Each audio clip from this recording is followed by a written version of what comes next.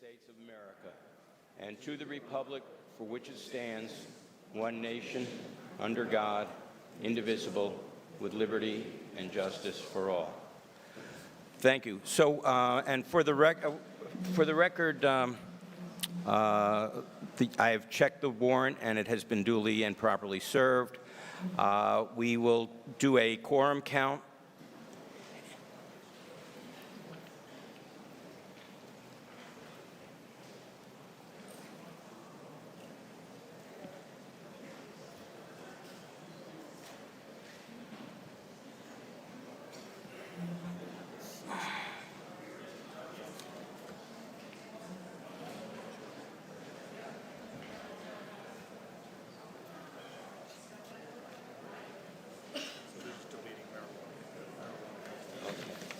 And that's, does Vivian have that? No, yeah. Okay. So that's a friendly amendment. Okay. Can we have a friendly amendment? My copy.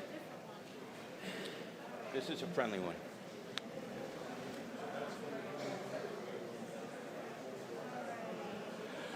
Okay, we officially have a quorum.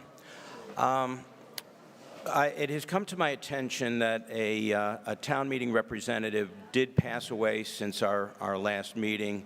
So if you would join me for a moment of silence for Alexander Gervais from Precinct 8, who passed away in April.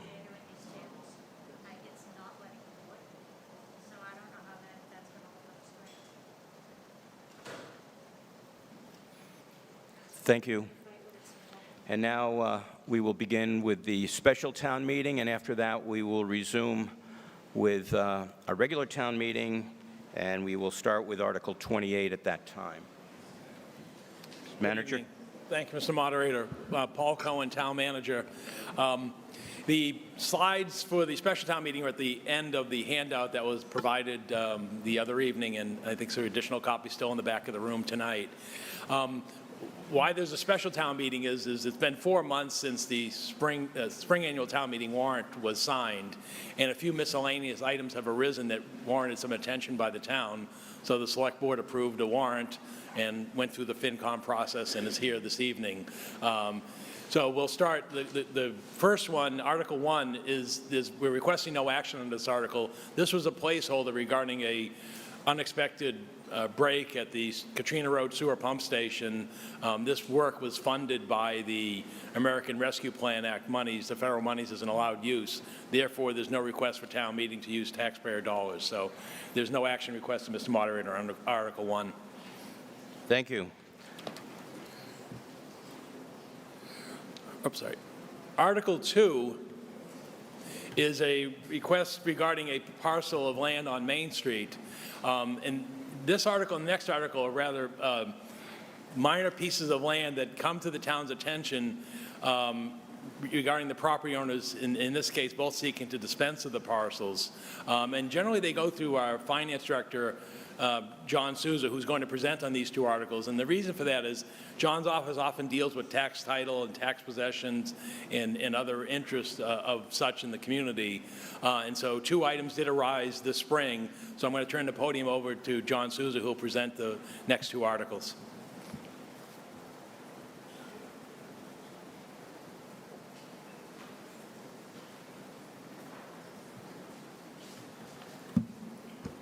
Thank you, Town Manager Cohen. Good evening, everyone. Under Article 2, this is I'll put the map up. This is a small parcel of land that's located on Main Street here in North Chelmsford, and it's right near the intersection of Main Street and Meadowbrook Road. It's this, I'm just going to point to it on the map. It's this. It's that narrow, there we go. There we go. It's that narrow parcel that's outlined in blue, and this parcel is about 0.15 acres. It has an assessed value of $1,800. The owner contacted my office, and as you're looking at it, you're probably thinking that's kind of an unusual looking parcel for someone to own. And the reason it's shaped like that is this is a kind of a remainder, if you will. This is The residents, most of the residents' land was taken by the Commonwealth of Massachusetts several decades ago when they constructed Route 3, and this is a little remainder that they've continued to pay taxes on all these years.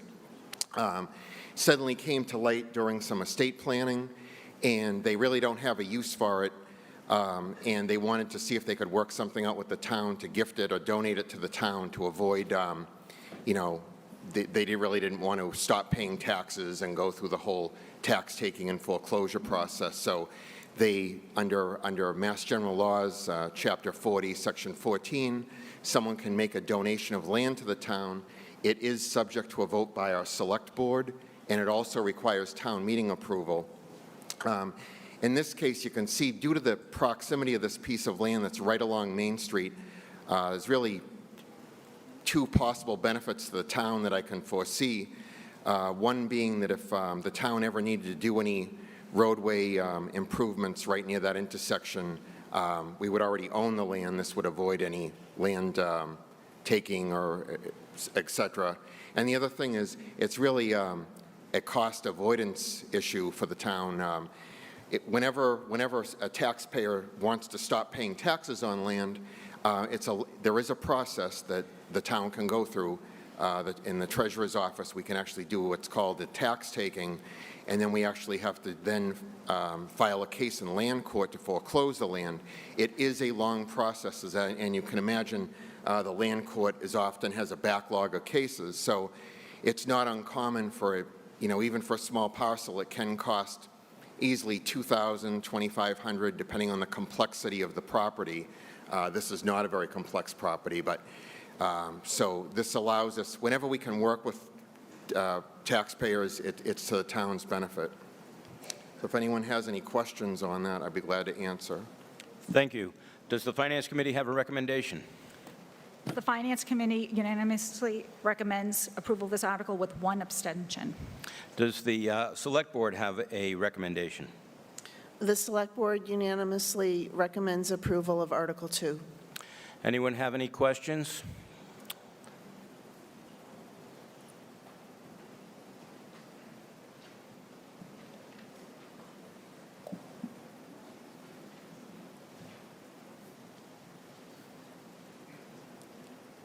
Good evening, Mr. Town Moderator, Chris Bowman, or Rep. My question is, it appears that the property owner wants to donate or gift this or have the town purchase this narrow parcel, right? Which would be benefit for the town down the road and also benefit the property owner. So my question is, in the warrant article, it says by eminent domain. So if the intent is to gift or donate to the town, why is eminent domain in there at all?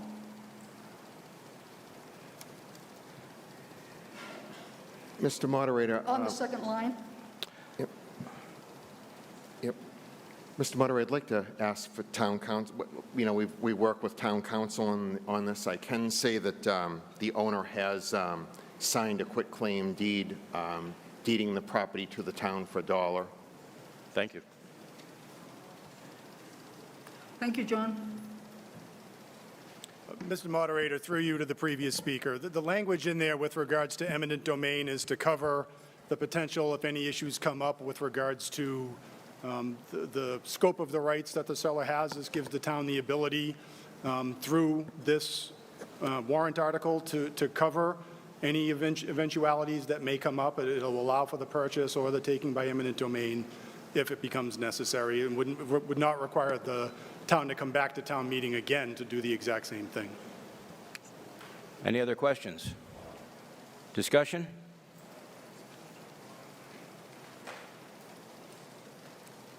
Kathy Tuberty, Precinct 1. Quick question. How does that get maintained? Is somebody going to mow it? Are we going to see if maybe a garden club is going to want to put flowers there? Or? Mr. Moderator, through you to the previous speaker, where it runs right along the road, I believe someone is maintaining it now, either the town or a private property owner that's located right.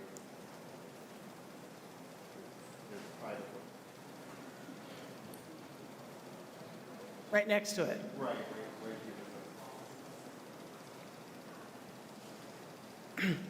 So then the question would be, are we going to confirm that? Because I just want to make sure somebody maintains it somehow. So are we going to see if the people will continue to maintain it, or? I mean, our Public Works Department is responsible for a lot of roadsides throughout the town, so I mean, I have not seen, in driving down Main Street, I have never seen a piece of land where I've seen, Right. Grass growing very high and Okay. maintenance issues. So if I'm hearing you correctly, you're saying that the town will take care of it if the neighborhood doesn't? Yes, if it becomes unkempt. Anybody else? Okay, there being none, this requires a two-thirds vote. A yes vote would be to acquire this land that the owner wants to gift to the town.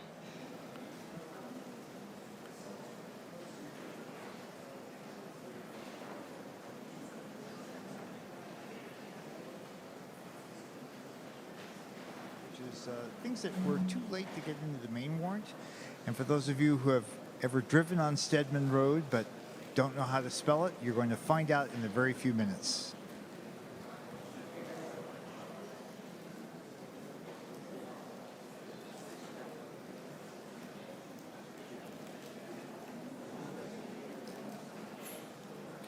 The article passes 126 in favor, no opposition, and 1 abstention.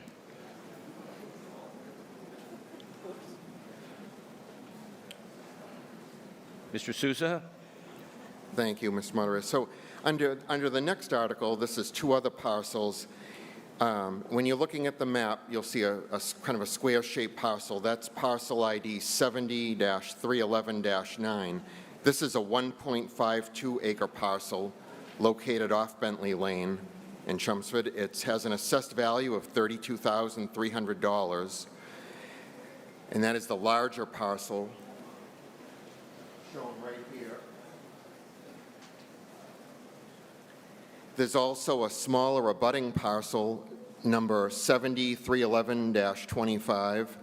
This has an assessed value of $23,500 in an area of about 8,770 square feet, or 0.2 acres. When you add the 2 of them together, it's 1.72 acres. On these particular parcels, the property owner went before the Board of Appeals seeking a variance back around 2018 to construct a single-family residence. And after going through the Board of Appeals process, ultimately the Board of Appeals denied the variance, and they were not able to build the structure there. During those hearings, there was significant neighborhood opposition to any building on this land. And so the property owner, a few years later, had approached the town and is seeking to donate these 2 parcels of land to us. And I'm pleased to report the taxes are current on both of these parcels. And the assessed value for both together, it would be $55,800.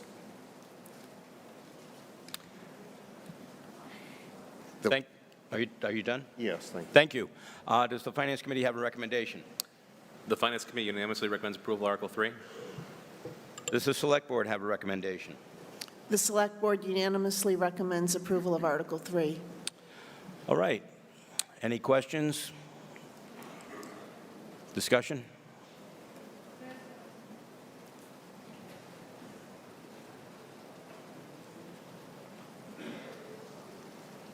Sorry, it takes a while to get here. Claire Janot, Precinct 7.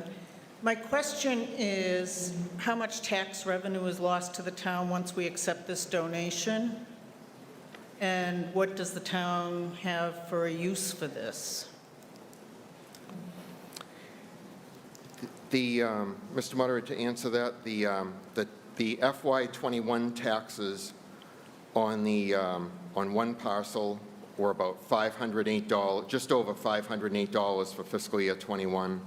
And then for the other parcel, the taxes were $369.89 for this current fiscal year. So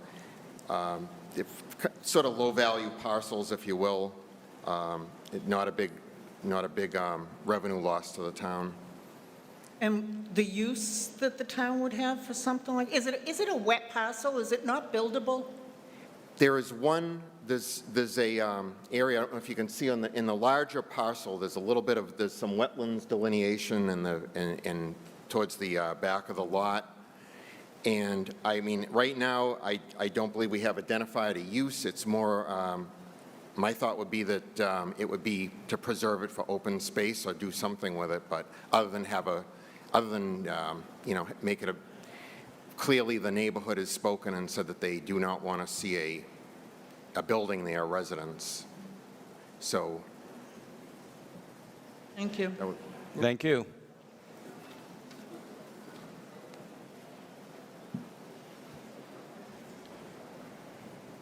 Hello, my name is Del Status, Precinct 7, and I live around the corner from this parcel. Just to let everyone know the issue in terms of the neighborhood, when Roberts Construction built the houses there, they found the water table to be really high. In fact, my property should not have a basement. It has double foundation and still is wet with every heavy rain. At the time, Roberts made a deal with the town to leave some parcels kind of vacant to allow for collection and runoff, and we've had issues of tiny half parcels that the town wanted to sell and eventually sold to abutters so that that land could not be built on and could continue to be used for runoff and for the issues of it being a generally wet area. And so if this is the parcel, I think it is, which has a lot of farm use that the gentleman has been using, it's a lovely kind of spot, but there is a stream that runs about, 300 yards from it. And generally, the water table's kind of high, which is why I'm assuming that the neighbors did not want anything built, because anytime anything is built in the area, it affects the water level for everyone else. So I personally would support the town taking this land for use as a runoff and collection area. Thank you.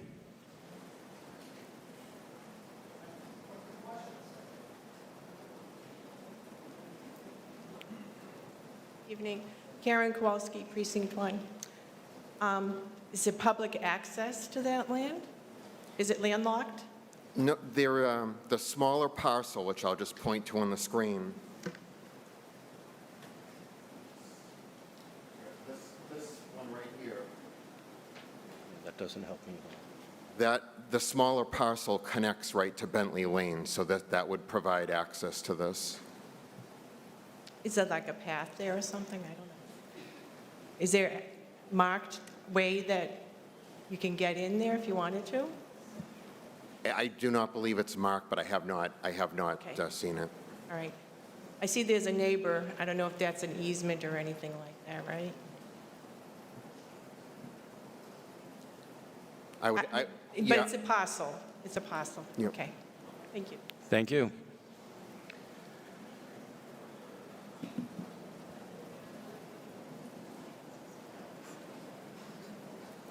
Hi, Ken Tassi, Precinct 2.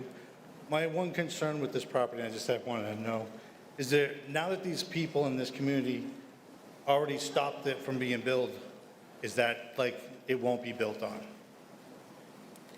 Like I want, so many times we take properties and then people beat things and then we come back and all of a sudden somebody gets the variance and now they're building on it. I'll have town council answer that question. So, Mr. Moderator, through you to the previous speaker, they requested a variance from the Board of Appeals somewhere around 2018. Technically, it's been more than 2 years since that variance was acted upon and which was denied, but they would have the right to come back and apply again and seek a variance. And again, if they can meet the legal terms for the grant of a variance, theoretically, they could be granted one. If the town actually purchases it, then that's going to prevent it from ever being constructed on. Thank you. Thank you. Anyone else? Apparently not, so we will vote on Article 3. This again takes a 2/3 vote.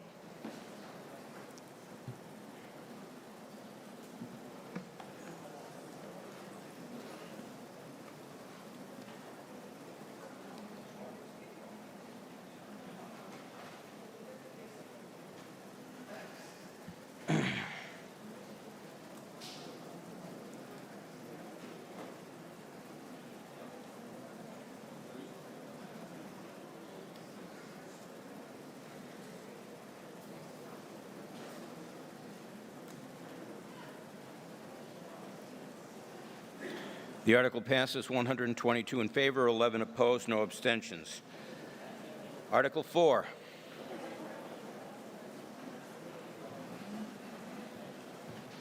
Thank you, Mr. Moderator. Article 4 is a request for a town meeting authorization to lease the roof of this building and the Chelmsford Forum for a 20-year period for the installation of solar photovoltaic systems, or solar systems like you see in other school buildings and DPW in buildings across the community. This would be a component of the town's green energy program, and how this would work in practice is we would utilize a state bid list, enter into a 20-year power purchase agreement for the installation, financing, operation, and maintenance of the system, and then through that system, the town would expect to receive a savings over the 20-year period of about $100,000 for this site and about $400,000 for the Forum site. The reason that we held off on these, for example, this building, it certainly got great sun exposure, but we really needed to wait until we completed the re-roofing project that was done in the past year.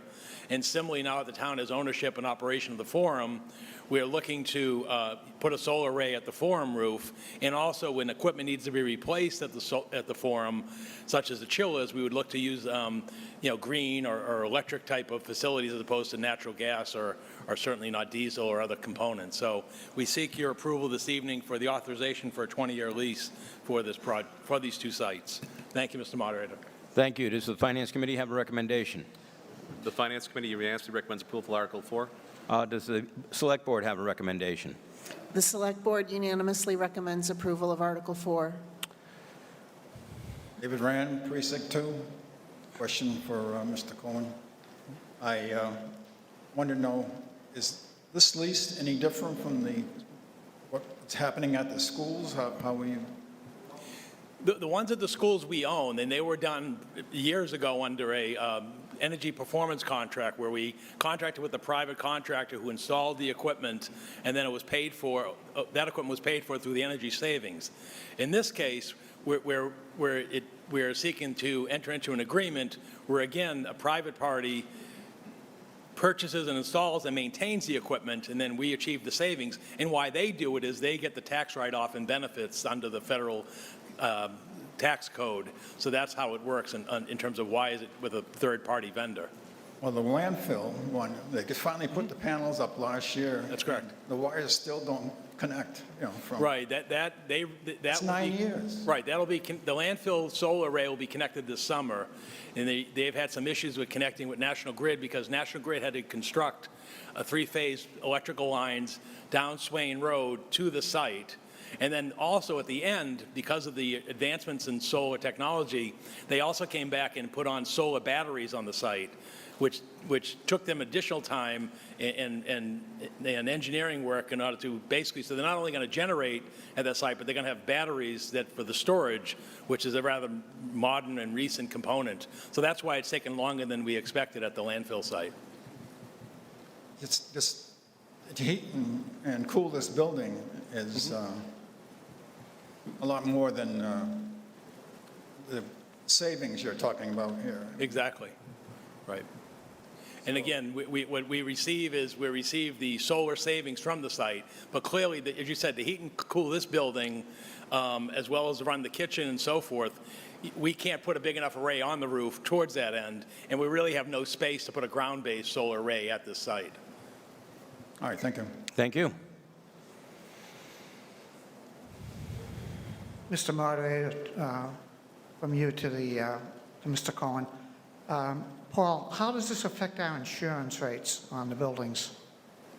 Having something on the roof like that, does any effect because of problems with fire, safety, or anything like that?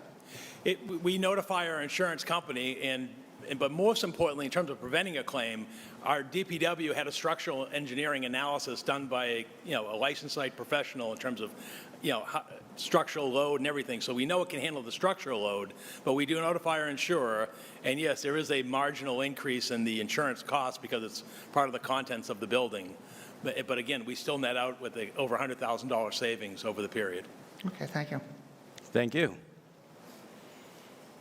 Deirdre Conley, Gilricker Road, Precinct 1. So, Paul, the agreement with the schools, Yes. the solar panels on the schools. You're going to have to get closer, just angle over a little bit, look, facing Paul. I think you'll be okay. Okay.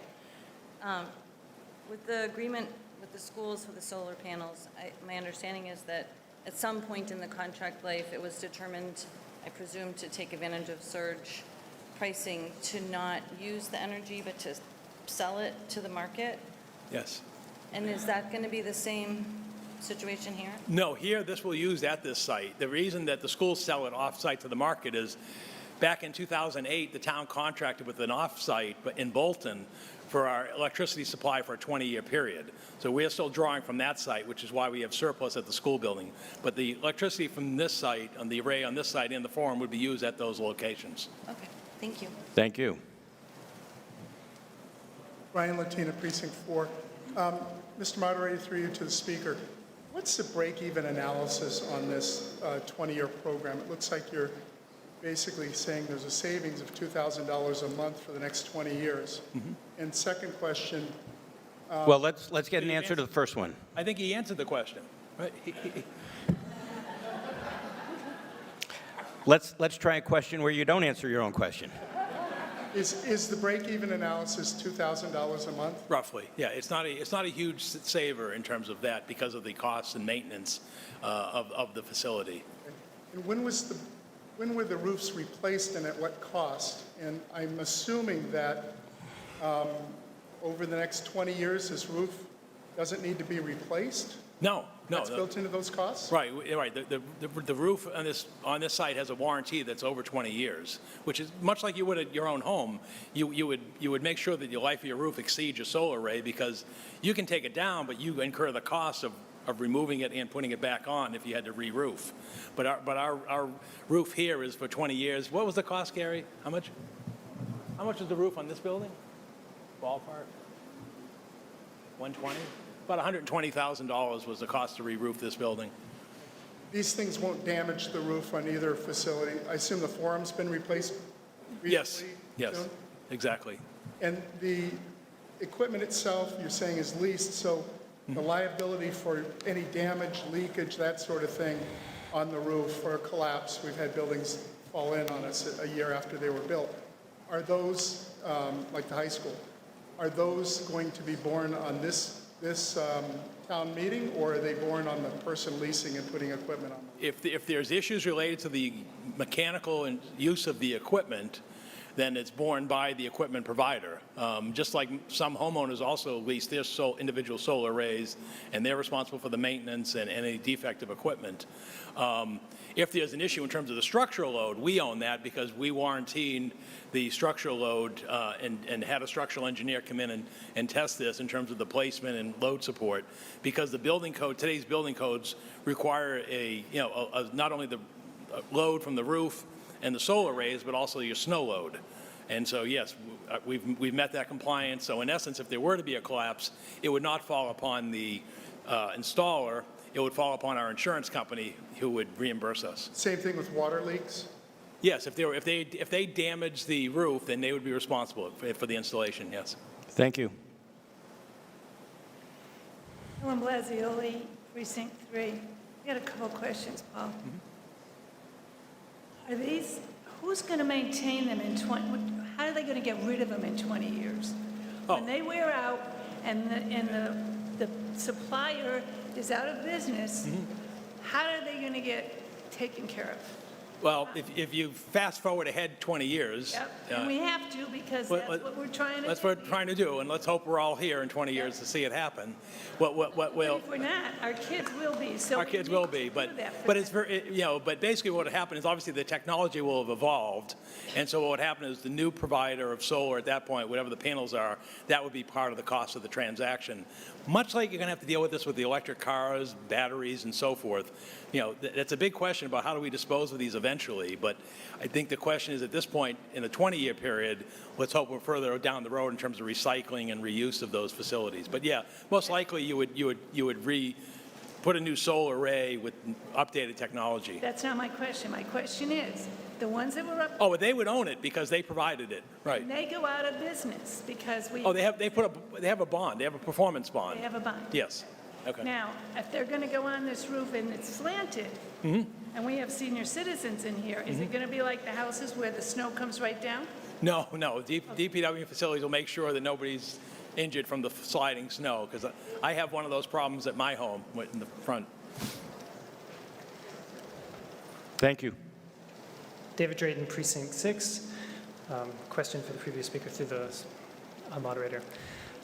So I know I'm going through a purchase agreement right now for my house for solar.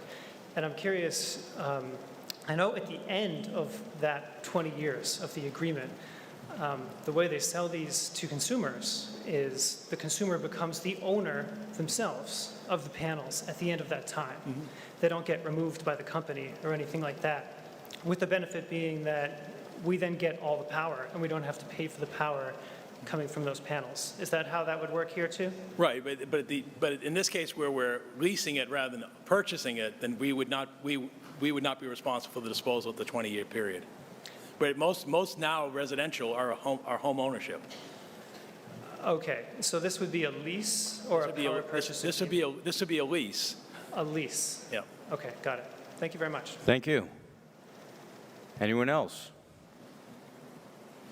There being none, we will vote on Article 4, which is for solar photovoltaic systems for the Senior Center and the Chelmsford Forum. And of course, this is Kelly. Again, this Beatty for takes a Chelmsford two-thirds vote. Telemedia with the. It's interesting that this particular article should be coming up because later on the regular town meeting warrant is a petition for the town to create a climate change committee with the goal of becoming carbon neutral by the year 2050. And of course, a step like this is a small step in that direction. It seems like the town meeting reps agree and The article see the passes upside of this. 131 in favor, 6 opposed, no abstentions. And the final article of the special town meeting, Article 5. Thank you, Mr. Moderator. Article 5 is a citizen petition article being brought forth by John Langner regarding the changing of the spelling of the name of Stedman Street. And so I'm going to turn the podium over to Mr. Langner, who will do the presentation this evening. He has previously presented to the Select Board and to the Finance Committee. Hello, everyone. I'm John Langner, and I live at 115 Stedman Street. Okay.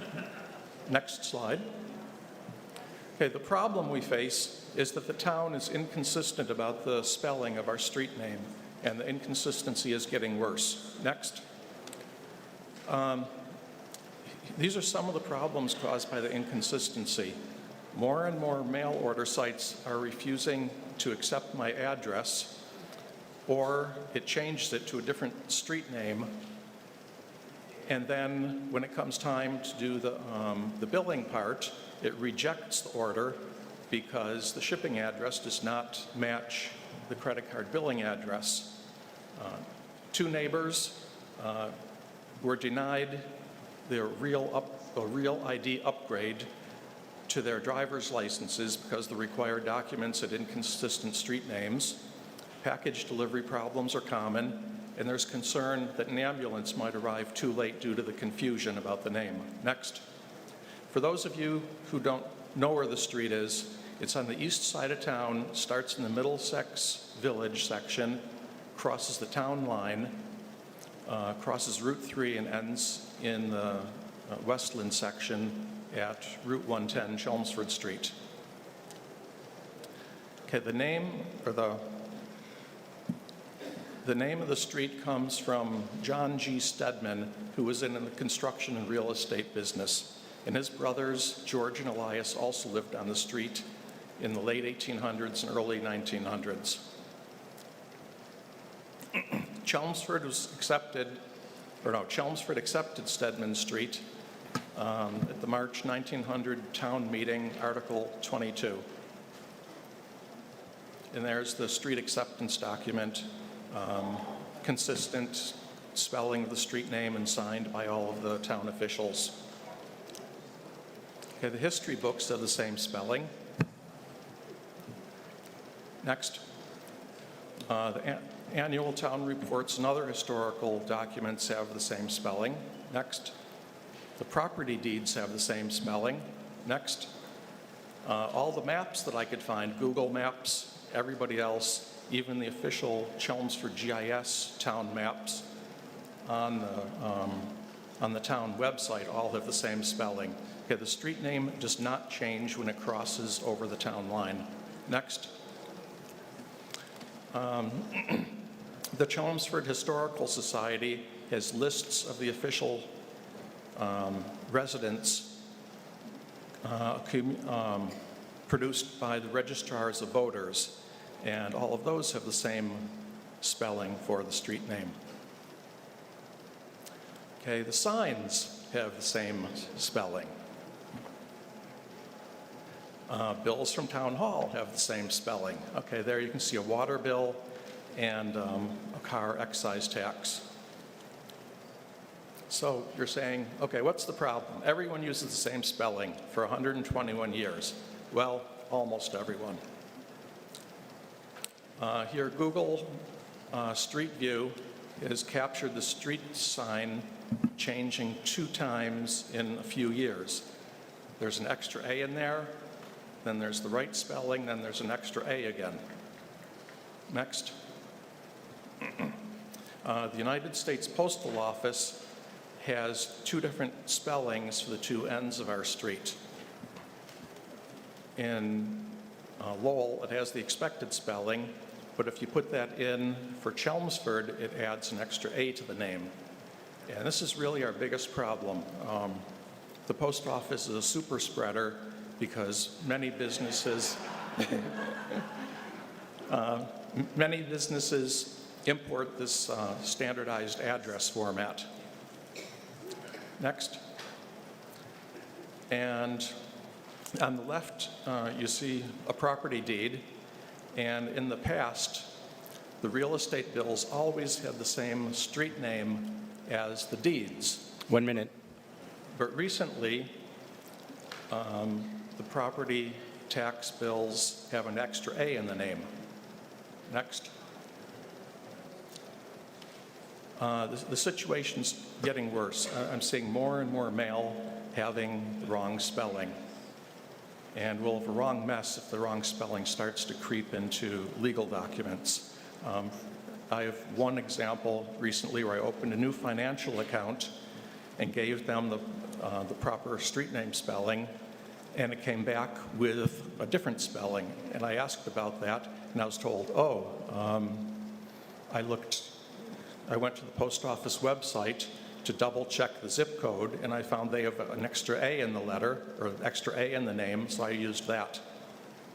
So if we don't act now, the chaos will just get worse.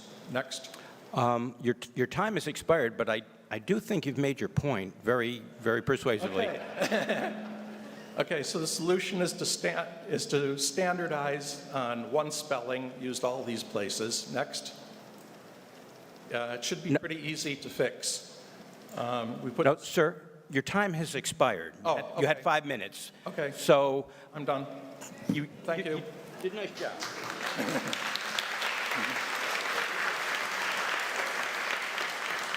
Does the Finance Committee have a recommendation? The Finance Committee unanimously recommends approval of Article 5. And does the Select Board have a recommendation? The Select Board unanimously recommends approval of Article 5. Anybody have any questions? Jerry, who lives on Stedman Street, and I would hope that you would pass this because we had this problem lately too. Amazon is changing STED to STEADMAN. So it's coming down the line now. So as it is, I said to someone today who was in my home, I don't know how they're going to switch it around if this passes, because the post office it's gotten to the point where it has changed the name of our street on legal documents. And I really ask that you take the STEDMAN as the proper spelling. Thank you. Thank you. Jeff Miller, Precinct 3. How the hell did we get to this? I've been here since 1959. Anybody here longer? Raise your hand if you've been here longer than 1959. There you go. It's been Stedman Street its whole life. Well, it Somebody at the would still be DPW can't Stedman spell? Street. I'm asking a question. Can they not spell? Does somebody have a racehorse up there that's a steed? Where's it coming from? Well, I think that the presenter explained that there, somewhere along the line, someone threw an A in. And, well, I don't think, it's like those anonymous poems and I things. say this thing says Stedman Street, or get the hell out of town. Mr. Moderator. Yeah, go ahead. To provide some enlightenment, as it indicated in the motion, there was inconsistencies in the spelling in Article 22 in 1900 when both spellings were used, and then they went back to town meeting in 1926 and used the one spelling with EAD. So when this issue was brought to our attention, we brought it to town council and had him review the matter, and he was the one who drafted the article and requested that the town correct the spelling. So it's not a question of being stubborn, it's a question of having a legal vote of town meeting so that the name of the roadway is spelled legally in accordance with the town, so then we can legally notify the post office that the town meeting has changed the vote that was last taken in 1926 that used the A to without the A. So again, this was researched by the clerk's office and by town council. So it isn't the fact that DPW or anybody else is being stubborn. It's a question of when it was researched, this is what we came up with.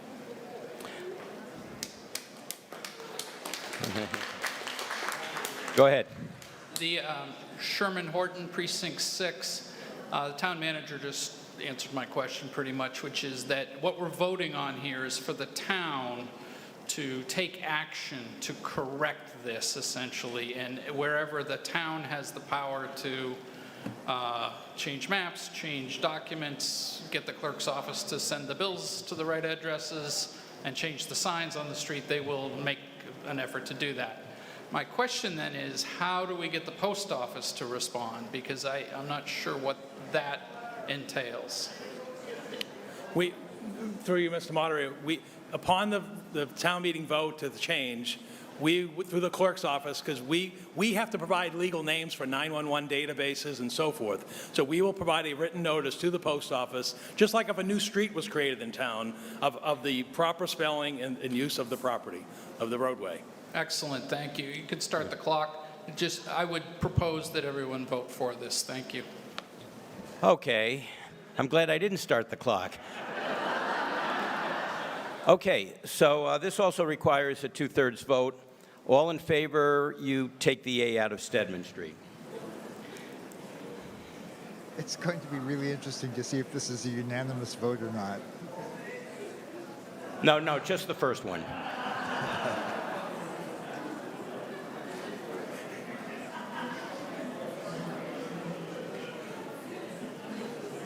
We briefly saw one against, but it looks like it was changed back to green in favor. Up. I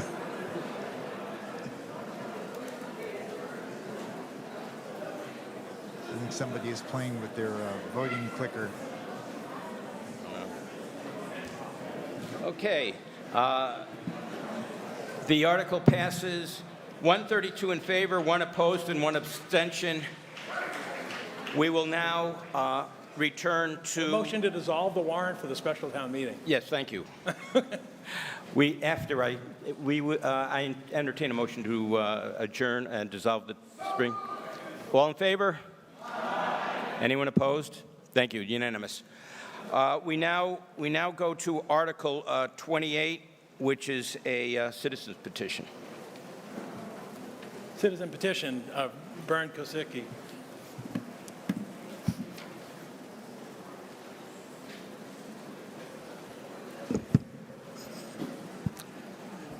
Hello, good evening. My name is Bern Kosicki, and I'm from 24 Garrison Road. I'm going to try to explain the Chelmsford climate resolution for you. Let's see, how does this work?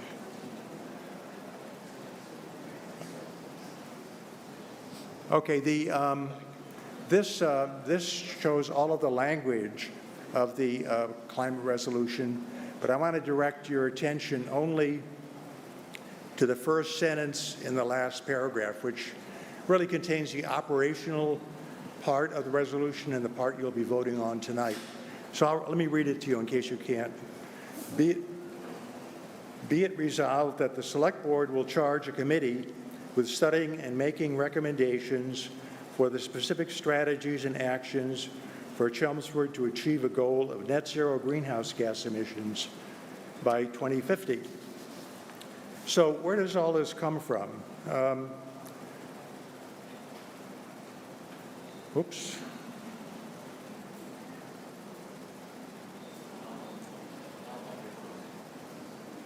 There.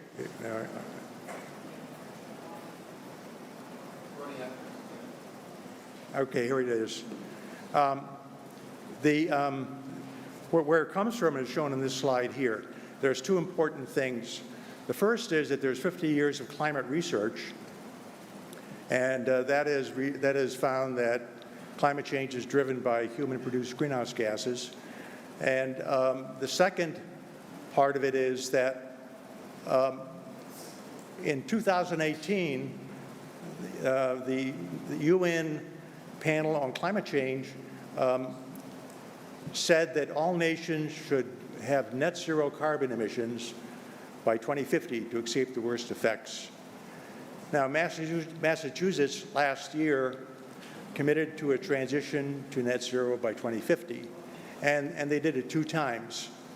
The administration established this decarbonization roadmap in December, and the legislature passed the next generation roadmap in March. Okay, there, now it works.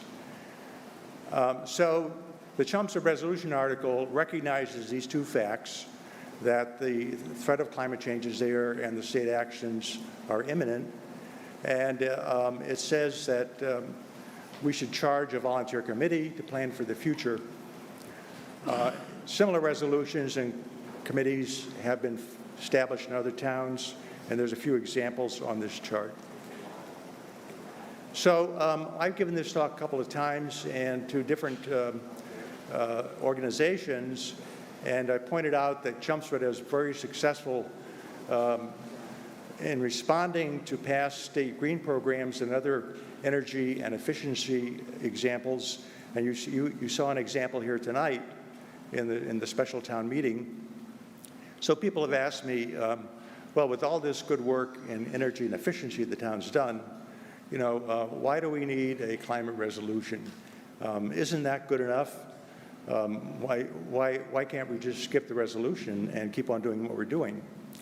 Well, the answer is that the work we've done in the past, energy and efficiency, is different than the net zero plan in the resolution, and the one that the state is going down that path.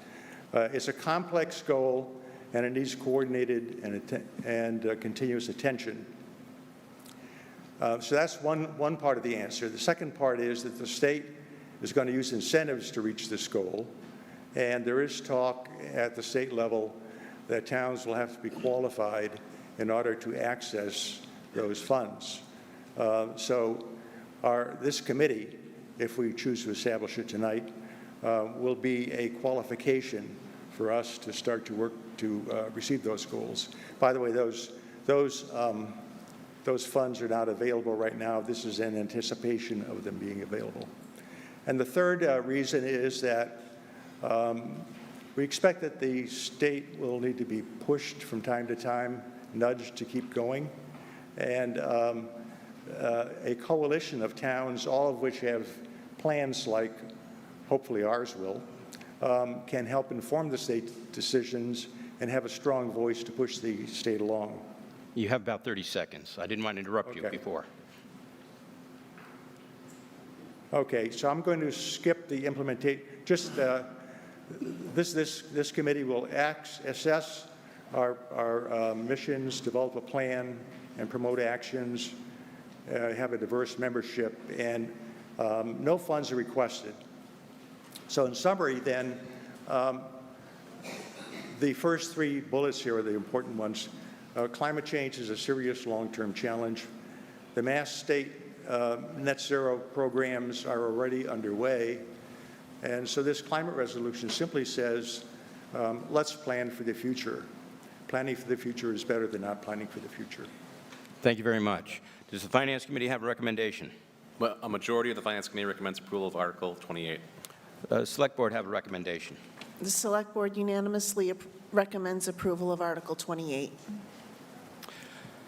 Right. Anyone have any questions for the presenter? Glenn Thorne, Precinct 5.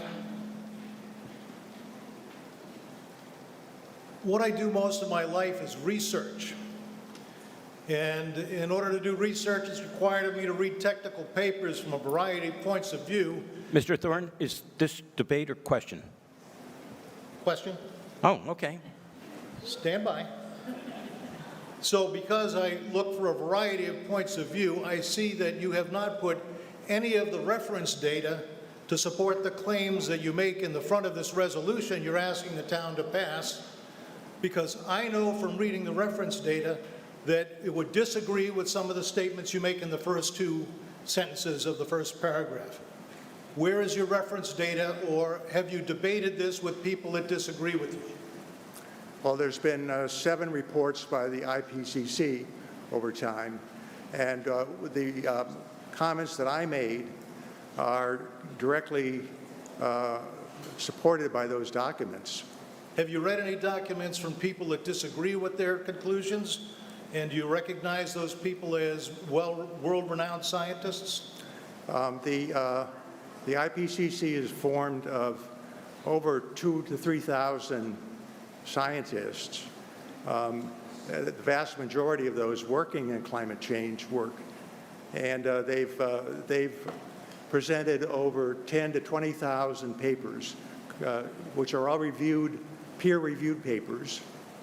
And that is a substantial consensus for the claims I made in the first paragraph. You can start the clock.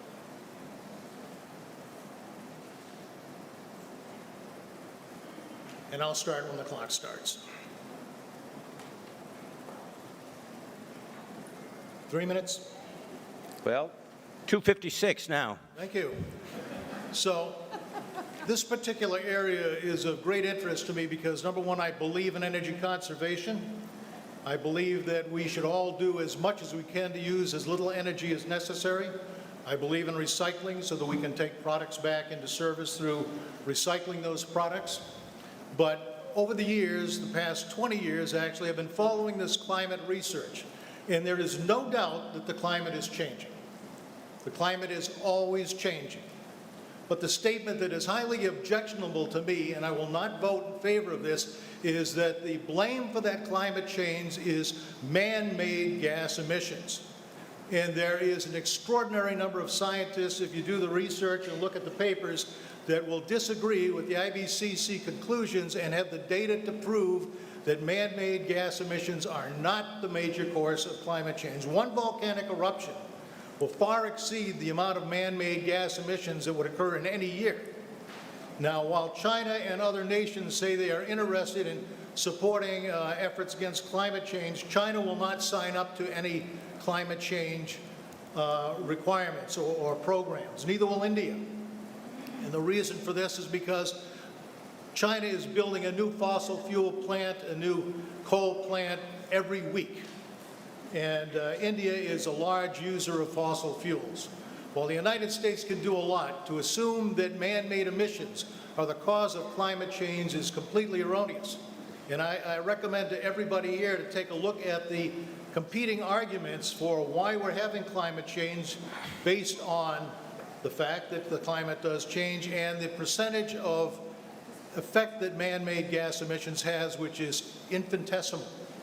20 years ago, they made predictions over the following decade, which puts it about 10 years ago, of how much the Earth's temperature would increase based on the estimates from the same scientists that you're referencing. And of those probably 200 or 300 projections, 97% of them were wrong.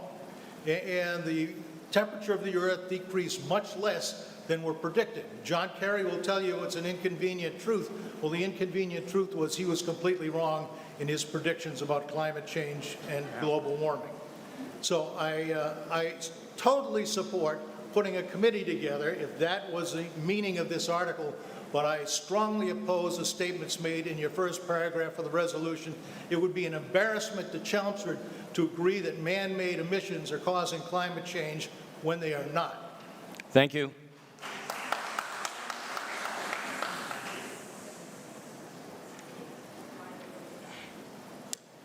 David Drayton, Precinct 6. Quickly to address the previous speaker. Is this debate? Yes, start the clock, please. When I was looking into this, I was also looking into dissenting opinions. And the number that usually flies around is 97% of scientists agree that man-made emissions are leading to the huge acceleration in climate change that we see today. And I wanted to look into that 97% number, and as far as I could find, and I spent like an hour doing this, the lowest possible percentage I could find of consensus on this was about 85%.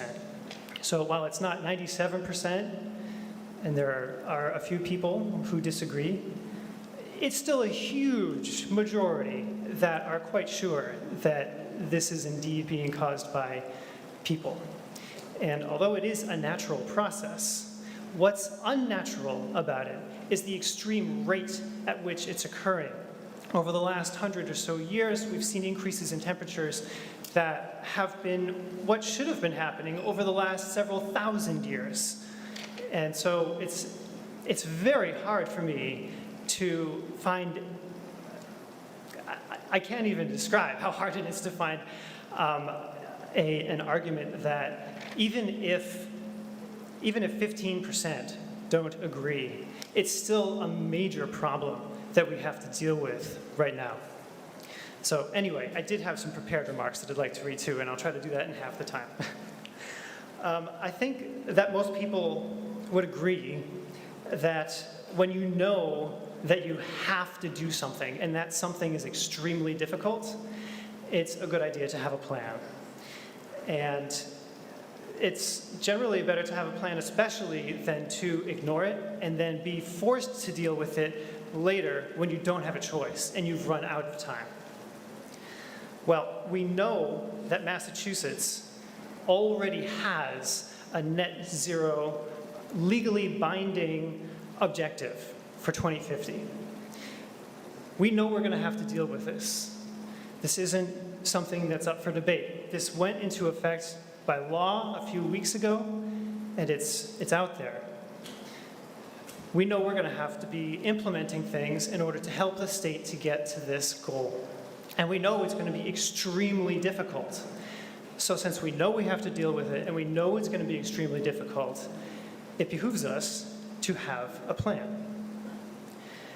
Now, having this committee in place is going to be very important because it's going to be made up of people who live in Chelmsford, people who work for Chelmsford, people who are part of our community. And the Chelmsford Climate Action Team did a really great job initially of reaching out to try to find dissenters by reaching out all over Facebook, reaching out to different parts of the community. Your time has expired. If you've got one or two sentences more, I'll give you that. Sure. all I can say is if we fail to plan, then we are planning to fail. So please vote yes. Thank you.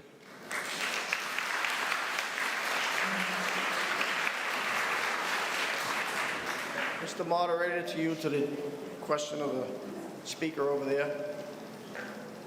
Who's the #1 country, the cleanest country in the world? I'm not sure if I understand your, the cleanest country in the world? Yeah, I'm As curious. far as Hold on. It's a question. No, but I'm not sure how it's relevant to us Because the establishing. United States is #2, Sweden's #1. He should know that. Well, you already know the answer to your own question, so you Well, can't I ask a want him question. to- No, you They cannot. You cannot ask a question to which you know the answer. Stop the clock. I've had enough of this. Yeah. Did you identify yourself, sir? Twice, but I'll do it again. Well, the clerk once. We didn't hear you, so please. Jeff Miller, Precinct 3. I think she knows me. Pretty sure.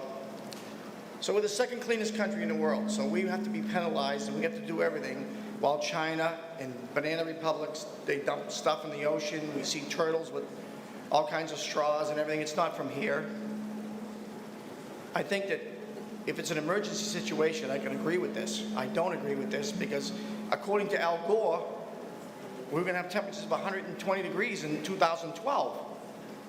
2021, and I think 83 was the high today, but I don't believe in this because why should we be penalized for what other countries are doing?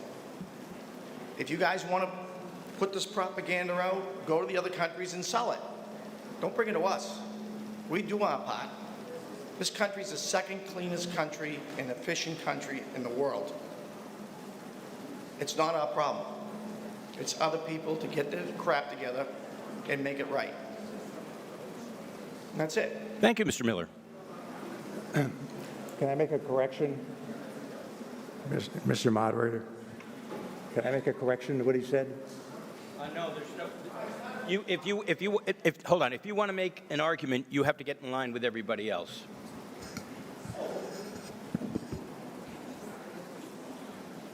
Go ahead. Hi, good evening. Chris Bowman, Precinct 4 Representative. I have a prepared statement on warrant Article 28. Please start the clock. Pretty much, Town warrant Article 28 calls for the town to reduce fossil fuel-based energy use, to study and make recommendations for specific strategies and actions for the town, and to provide a report of finding recommendations. Pardon me, Ms. Bowman. I think that people are having a hard time hearing you. Can you remove your mask for the purpose of speaking? Thank you. Okay, sorry about that. However, the state is already working with other New England states and New York since 2008 in the RGGI program, which stands for Regional Emissions of Greenhouse Gas Initiative. And several mid-Atlantic states joined the program in 2017. These state governments are working together to address the wide range of climate state issues and are participating with the various regions, universities, and colleges.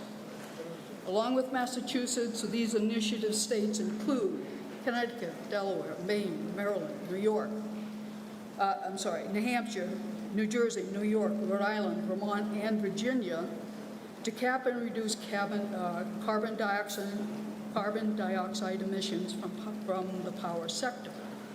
With North Carolina and Pennsylvania considering joining the RGGI program in the near future.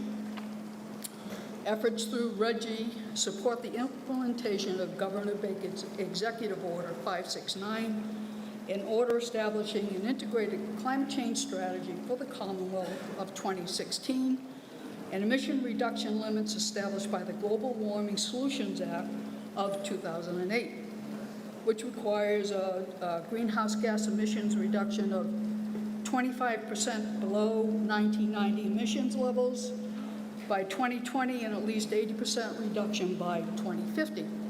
Thus, the state's efforts to address climate change initiatives, strategies, and vulnerabilities is already in place and has been for at least 13 years. 1 minute.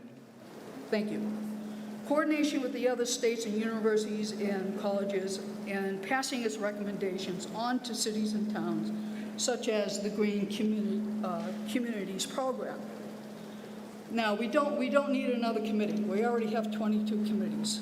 However, we do have a sustainability manager's duties, sustainable manager position in town, whose duties include efforts to identify climate hazards facing the town, examine municipal strategy and vulnerabilities, and identify opportunities to enhance the town's overall resiliency. We also have an energy manager. Therefore, it makes more sense for the Select Board to have the Sustainability Manager issue a status update report at the annual town meetings on the state's latest efforts regarding climate change issues, strategies and vulnerabilities, what the town is doing in concert with the state's recommendations and future considerations. Your time has expired, but if you want to tell us in a sentence which way you want to go on this. Yeah. Because of the efforts already in place and the resources within the town staff, vote no on warrant article number 28. Thank you very much. Thank you. Hello, my name's Tom Amiro, and from Precinct 7, and I'm a member of Chelmsford Climate Action Team, and I'd like to ask Byrne a few questions. Byrne, what country has put the most carbon dioxide into the atmosphere? Okay, now, sir, if you know the answer to your question, I can't allow you to ask the question. Oh. If you don't know, we just had that before. So, Okay. if people want to know, that's fine. But I'm not sure that how relevant it is for our town to set up a committee. Okay. All right. Well, Byrne was, somebody made a statement that climate change is not man-made, or that we're not the cause of it. So I'd like to ask Byrne, what do you think is the cause of it? Well, I think, first of all, let me explain. I'm a physicist, and I've been involved in optical studies, and in particular, infrared technology is the way that heat is trapped in the atmosphere. The physics behind the heat trapping effect of carbon dioxide is indisputable. It goes back, first experiments were done in 1850, and they've been replicated ever since then. If you do a global balance of energy, you can see just from that the increase in carbon dioxide is roughly approximately responsible for the observed temperature increase. So, Thank you. All right. I think. Now, are you? I have a prepared statement. I Okay. to read. Then you're on the clock. You can start the clock, but I'd just like to say, arguing with climate deniers is pointless.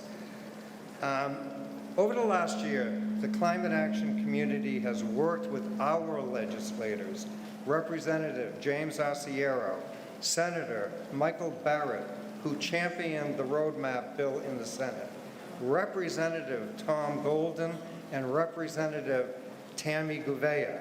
We have met with them in person and over Zoom many times. We owe them a lot. They really care about climate change, are very knowledgeable, and in great part, it was their efforts that led to an act creating a next generation roadmap for Massachusetts climate policy. It's a mouthful.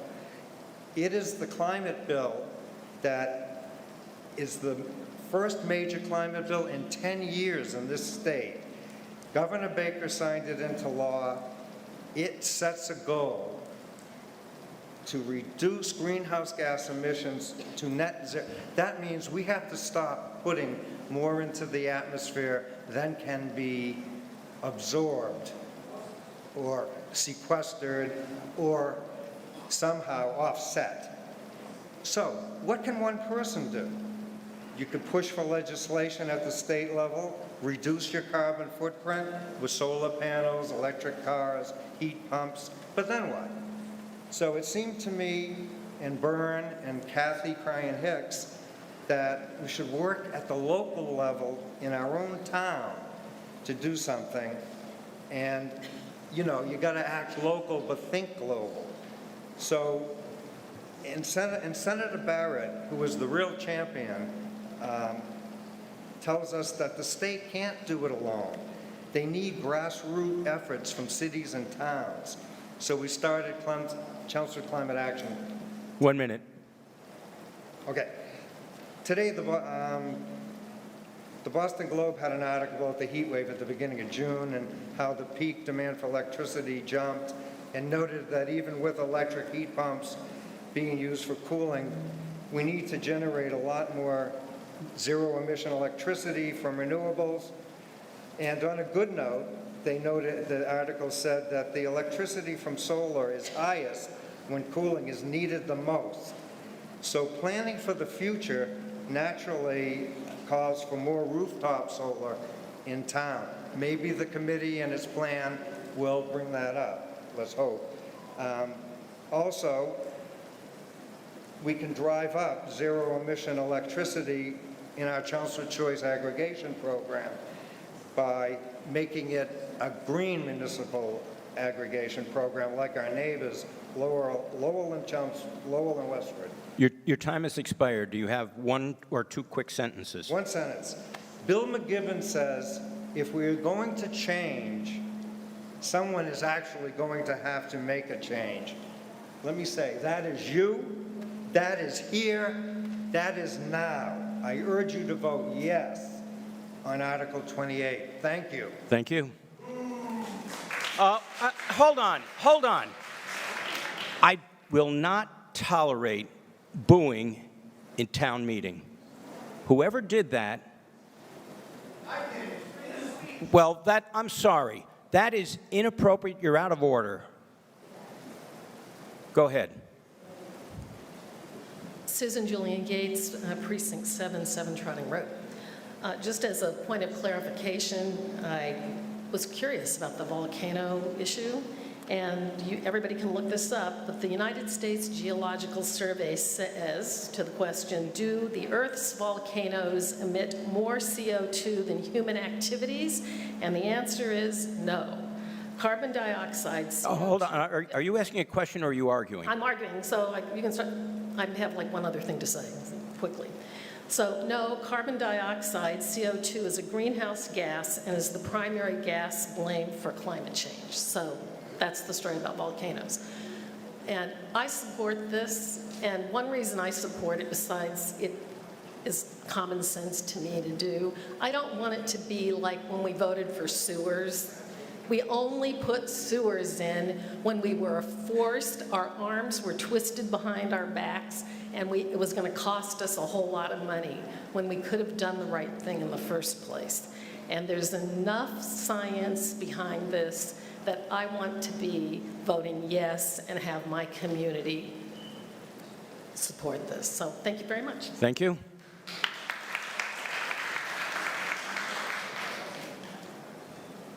Julianne Carney, Main Street. I'm here to ask for your support for the resolution. I'm a member of the Climate Action Team.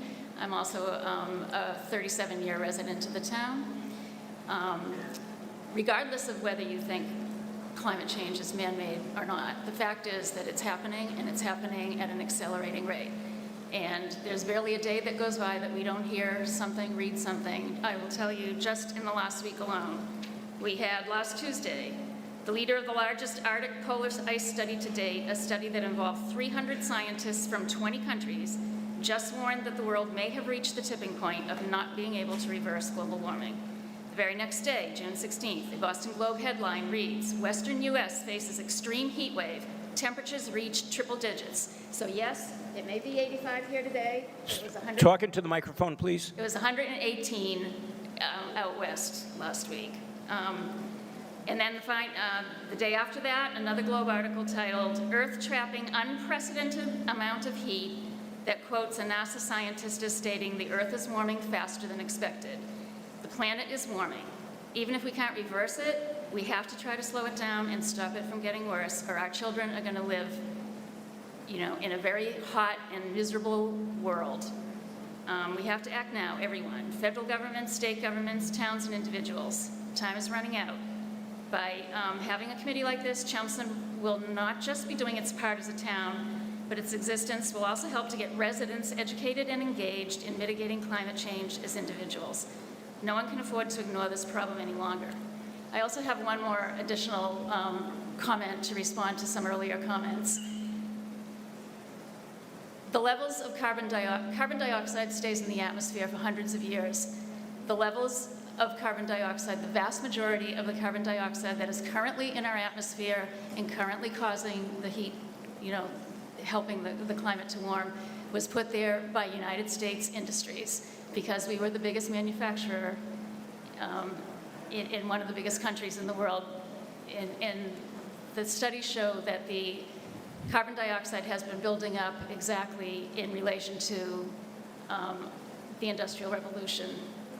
Furthermore, with respect to China, we have to consider the fact that we have outsourced all of our manufacturing to China pretty much at this point, and they are now, so we have to recognize that some of their carbon dioxide output from their industrial operations are things that we buy and purchase here, so we still have some responsibility. The point is, this is a very complex worldwide problem.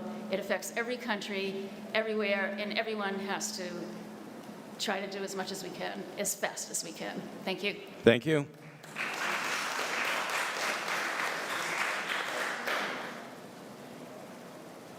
Deirdre Conley, Precinct 1, I'd like to move the question. We have a motion to move the question. Okay, so what that means for those people who may not be familiar, it means that they want to stop debate, and you get to decide whether debate will continue on this issue or whether we will vote on this article without further debate. Ted, do we have? Great. Okay, so a yes vote would be to stop debate and to address the Warren article next. So for those who might be not familiar with moving the question, this is not a vote on the motion itself, but rather whether we should end debate. I think it's a simple majority vote, and clearly that majority exists. There were a number of people still waiting in line to voice their opinion. Obviously, a fairly controversial and often impassioned set of discussion surrounding this. And the motion passes 113 in favor, 24 opposed, And no now we'll move on abstentions. to the So motion now itself. we will vote on whether or not the town should have a climate change committee. Not a good sign. The computers here in the room have just shown us the blue screen of death. Here we go. It's been pointed out that the state has passed a law mandating essentially that we become carbon neutral by 2050, and that is now in force.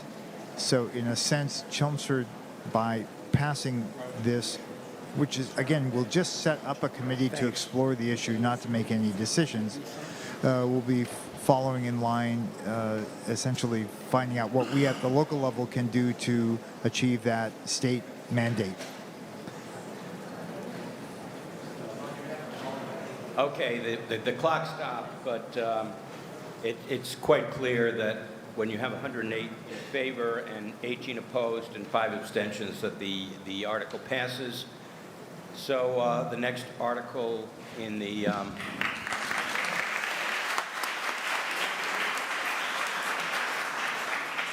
the next article is Article 32, which is also a citizen petition. However, I find myself in a conflict of interest situation. So when we've had grinder pump issues come before this august board before, I have recommended a temporary town moderator, and this time I'm requesting that you approve Sam Chase to handle this discussion in my stead. Well, let's try a voice vote, okay? All in favor? Aye. Opposed? Well, thank you. So I will now turn the matter over to Mr. Chase.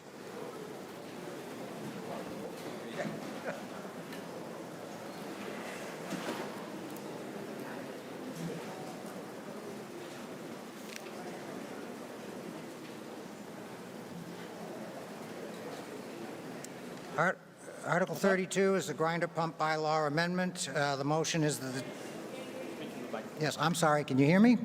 Okay, thank you. Article 32, grinder pump bylaw amendment. Citizen petition submitted by Mr. David Foley. Mr. Foley? Okay, Floor is thank yours. you. My name is David Foley. I'm a town meeting rep from Precinct 5, and I'm president of the Grinder Pump Homeowner Association. In 2014, town meeting voted for the town to assume the maintenance of the residential grinder pumps. And on behalf of the grinder pump homeowners, I would like to thank town meeting for that action. I realize that many town meeting reps were concerned about what were, at that time, uncertain costs of the program.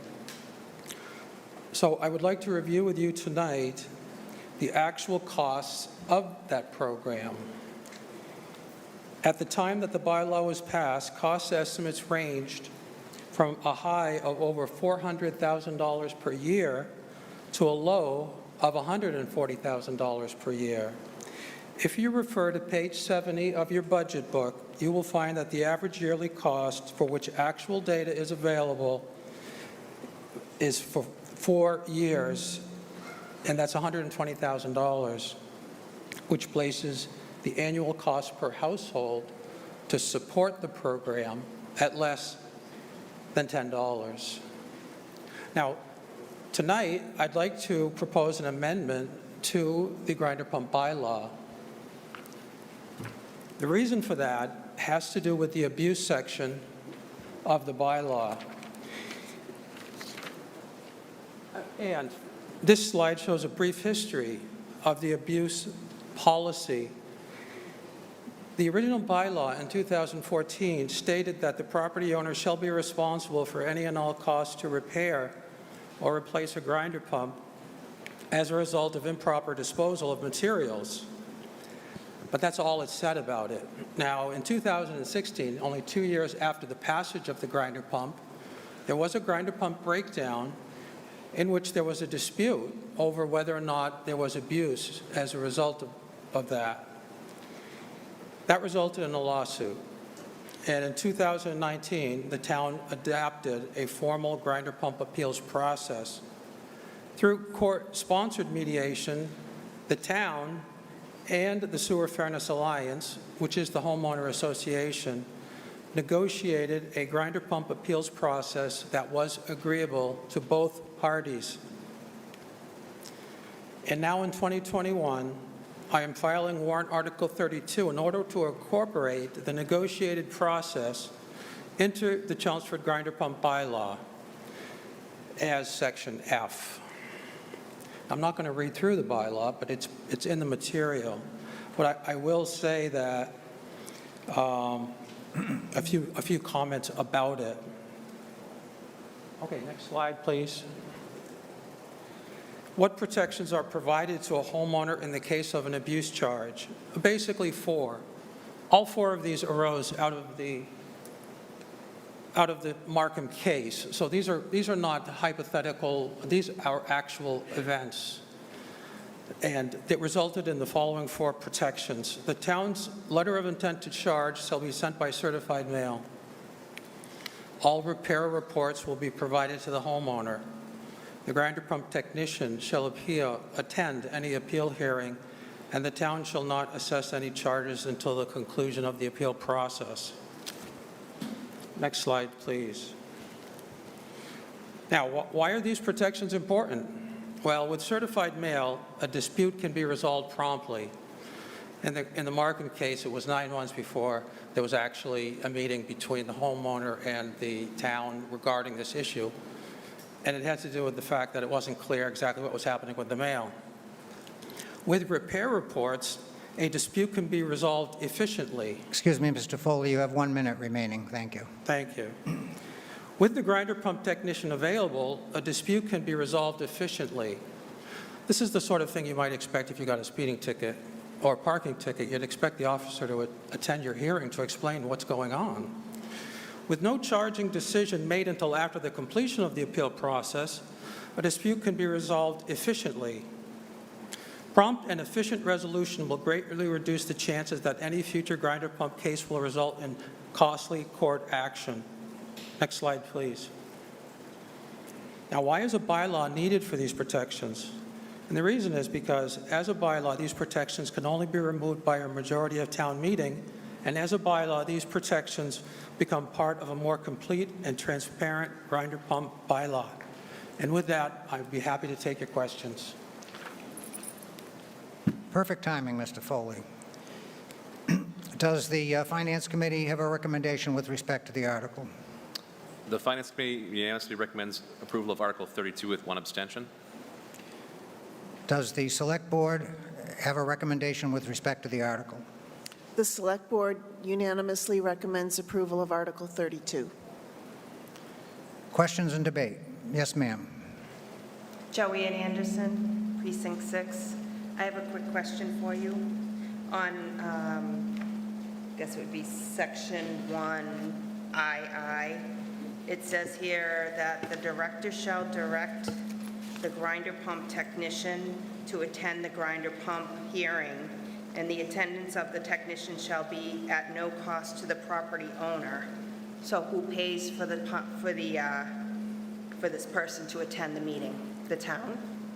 Well, what I'd like to say about this is, in the future, the town might decide to take over this program internally, which means the technicians would actually be employees of the town, in which case they would already be on the payroll of the town.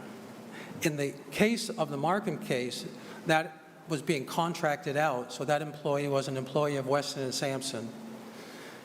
What this provision of the bylaw does is it makes the attendance of that technician at such a hearing part of the contract with the vendor. So in other words, what we're paying them for is not just that they will file a report, but that they will then defend that report if it is contested. So the answer to that is that the town will ultimately pay because we're paying them for their services. So currently, we do not have in-town technicians to do this. So you're saying the town will have to pay for this person to come to this meeting because the owner is saying that they're going against what, being refuted? That is correct. Yeah, I disagree with that. The other thing is that it says here that the town shall not assess any charges for the repair or replacement until the conclusion of this 3-level process. But doesn't the person who owns the grinder pump want their grinder pump repaired? Are they gonna sit there and not have a grinder pump? So the way the program works is, I'm sorry, Mr. Moderator, through you to the speaker. Sorry. The way the program works is the technician, when he's on site, will make the repair. The billing is done after the fact. So there wouldn't ever be a situation where it wouldn't get repaired. In this particular case, what happened was Mr. Markham contested the charge, but by the time the negotiations were underway, a lien had been placed on his house for non-payment of the bill. So what happens is a bureaucracy, when they charge somebody, they are essentially making a kind of a commitment that says, we think you're guilty, and then it becomes somewhat more difficult for them to back down. So let me give you the example of when you get a parking ticket or a speeding ticket. You do not have to pay that until after you have had your, let's say, your day in court or your hearing, and you've gone through the process. So that's the rationale for that.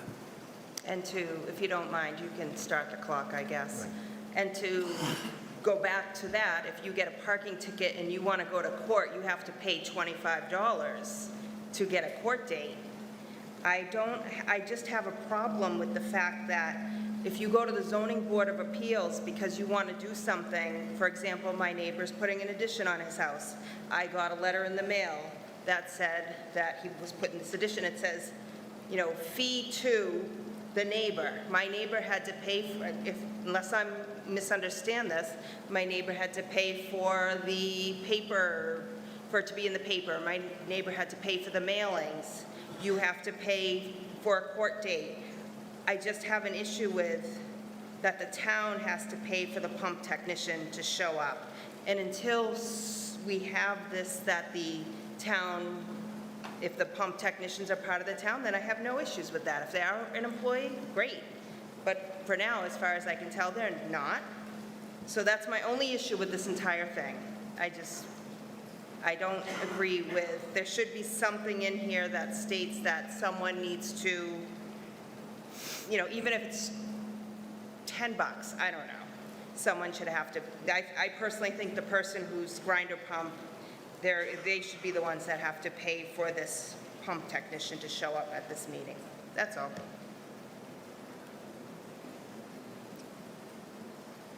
Glenn Thorne, Precinct 5, you may start the clock. First of all, I can't believe it was that many years ago that we first started talking about grinder pumps, when the sewer systems were going in and the town needed to make special arrangements for certain streets and certain parts of town, so they wouldn't have to put in an expensive pump station. They put the cost on some of the residents to own a grinder pump and pump their sewage uphill. This town saved a lot of money doing that. And from the very beginning, the Sewer Fairness Alliance and Mr. Foley, as part of that alliance, has been trying to do the right thing for the citizens of Chelmsford. I don't have a grinder pump. Why should I care about grinder pumps? Because people I know have grinder pumps, and there are a lot of problems that can occur with the lifetime of the mechanisms in the pumps, and they do fail, and there are other problems, and who gets to pay? But the town made them get grinder pumps because they didn't want to put in sewer pumping stations. So I think Mr. Foley and those that have grinder pumps in the Sewer Fairness Alliance have done a great job identifying the means and the process to deal with these issues as they occur. We all hope they don't occur, but they do. And what this article does is essentially make it even simpler and more obvious for a quick reaction response to problems with the grinder pumps and who should be responsible for what part. If a technician doesn't show up at a particular meeting, then there's going to be a conflict of opinions in that meeting. But if the technician shows up, he can answer questions on the spot about what actually happened, so that the customer, you or I, if we had a grinder pump, is not left holding the bag. So that what's been offered in this particular amendment to the bylaw is very common sense, straightforward things, and if it's in the contract with the vendors who service the grinder pumps to provide that person, it'll be in their bid. So it doesn't really end up being a direct cost to the town, but it's in the general cost of having support for the servicing of grinder pumps. I think this is a great modification to the bylaw, and we should pass it.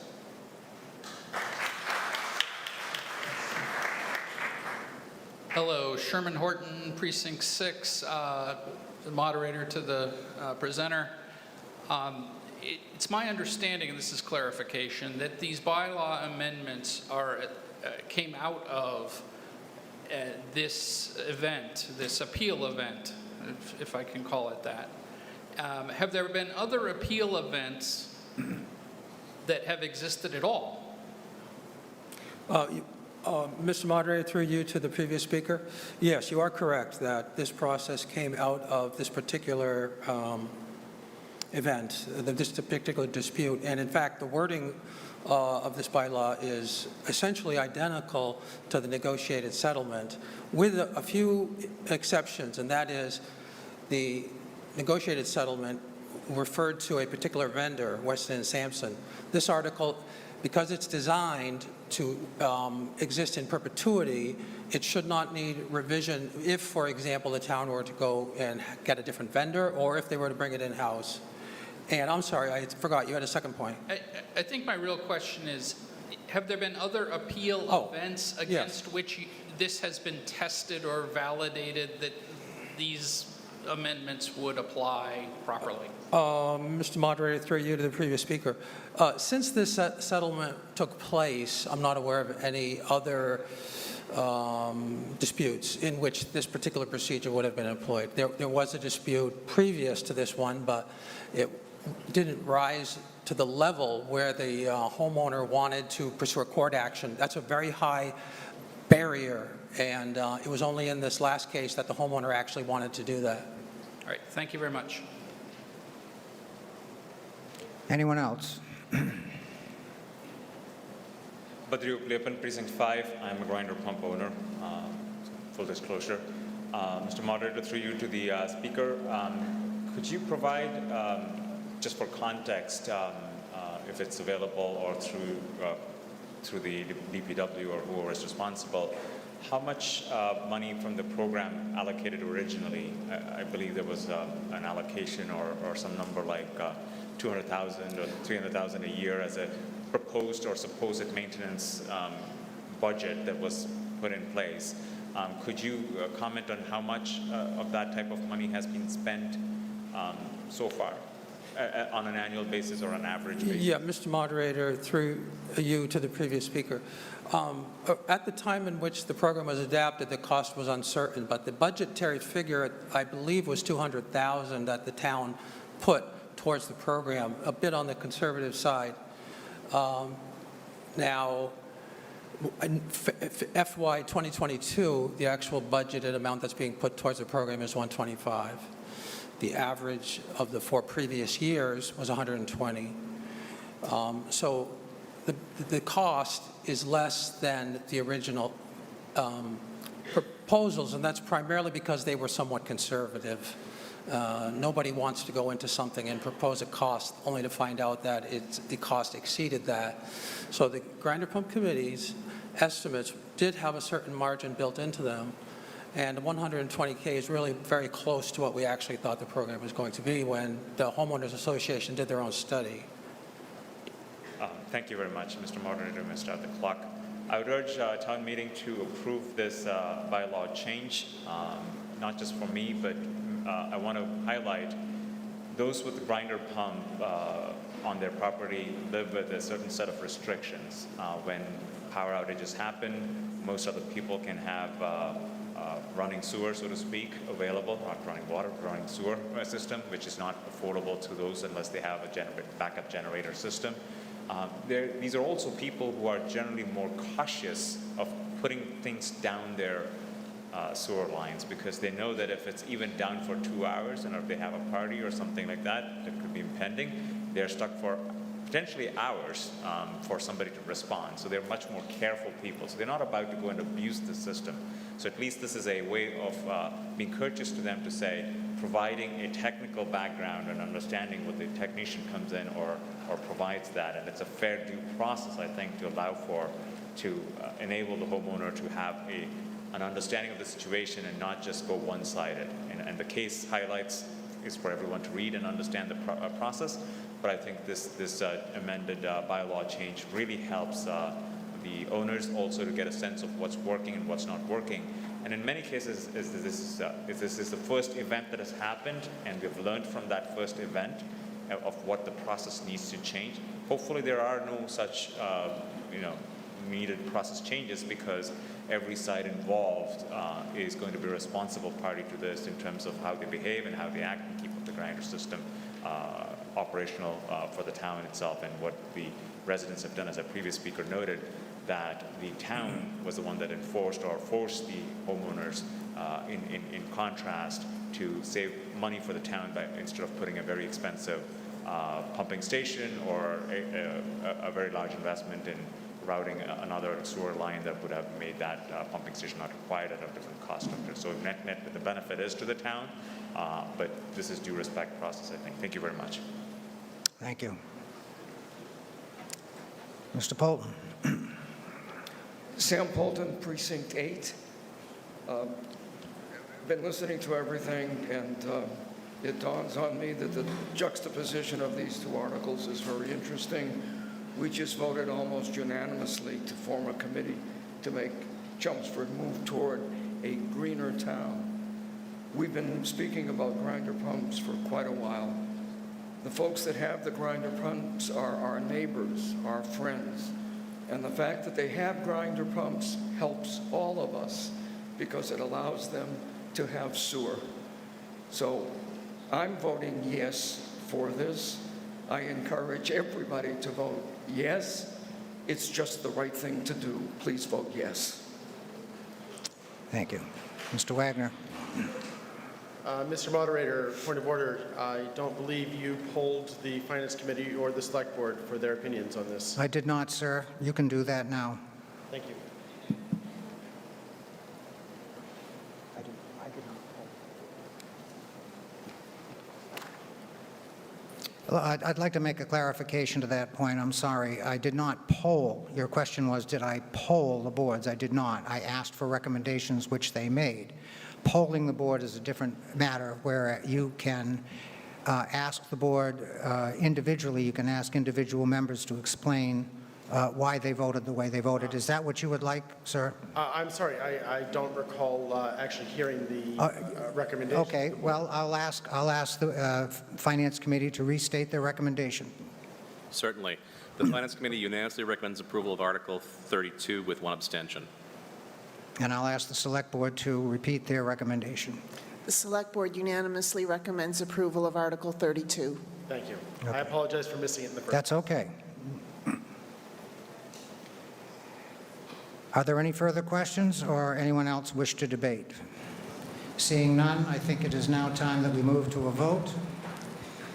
A vote in the affirmative will codify the process and procedures that the town currently follows by adding a grinder pump abuse section to the town code. So if you want to do that, vote yes. If you don't want to do it, vote no. And for those who have only recently moved into town, this is a sort of an artifact of the town's decision 2 decades ago, roughly, to install sewers throughout the whole town. And because the town has ups and downs, in some places pumping stations needed to be installed in order to get the sewage uphill so it could flow downhill.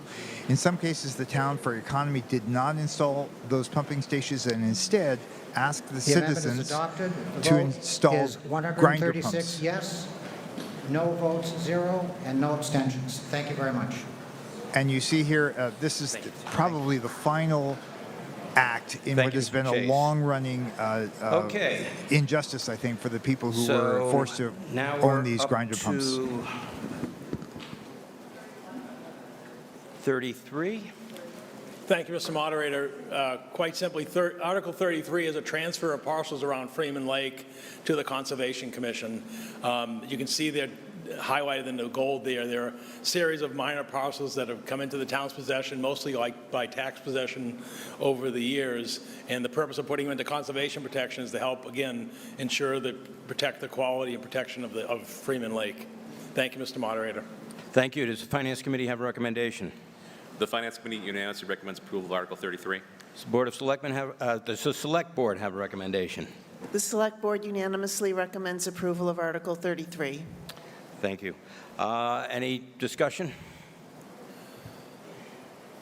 Oh, does the Planning Board have a recommendation? No. I'm not speaking for the planning. Okay, then go ahead. I just have a question. And the question is, do we have a management plan for these properties, or is the expectation that they're just going to grow up wild and prohibit the view of the lake? Again, the purpose is to transfer the parcels to the Conservation Commission, which will develop a management plan for the parcels. But they don't have one today? No, but that would be the task once they're assigned to them going forward. Right now, there is no management plan. And so, again, the effort is to place them into conservation protection and allow the commission to develop plans for the maintenance of these properties. I would think that you can start the clock, but it'll be fast. I would think the expectation would be that if we were making the transfer, there would be a plan of what they were going to do with it. Thank you. Thank you. Anyone else? There being none, this does require a 2/3 vote. A yes vote would be to transfer the town land around Freeman Lake to the Conservation Commission.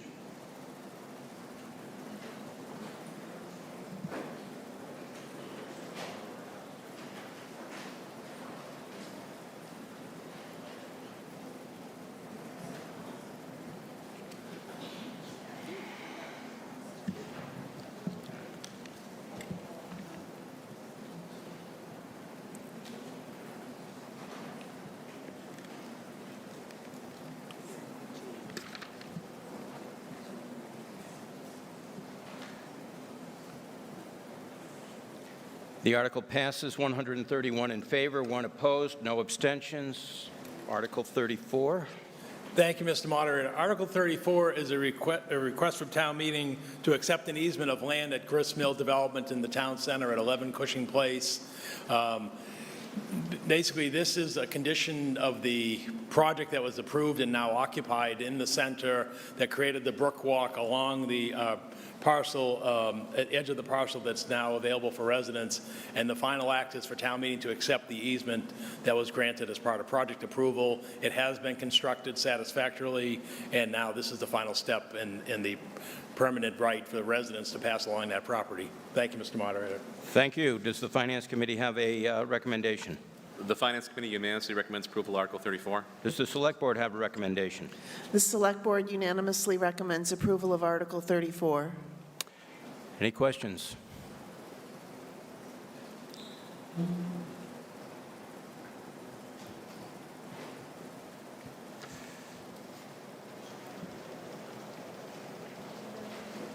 I recommend approving this. Oh, no, you have to identify yourself. Sorry, Deirdre Conley, Precinct 1. I recommend approving this, but my question is, who will be maintaining that property, and who's maintaining it currently? It's property owned by and maintained by the development condo association at this point. So they're purportedly maintaining Yes. it? Yes. And going forward? Yes. That will also continue? That's my understanding, yes. Okay. Thank you. Anyone else? There being none, this does require a 2/3 vote to accept an easement of land at Grist Mill Apartments, Beaver Brook.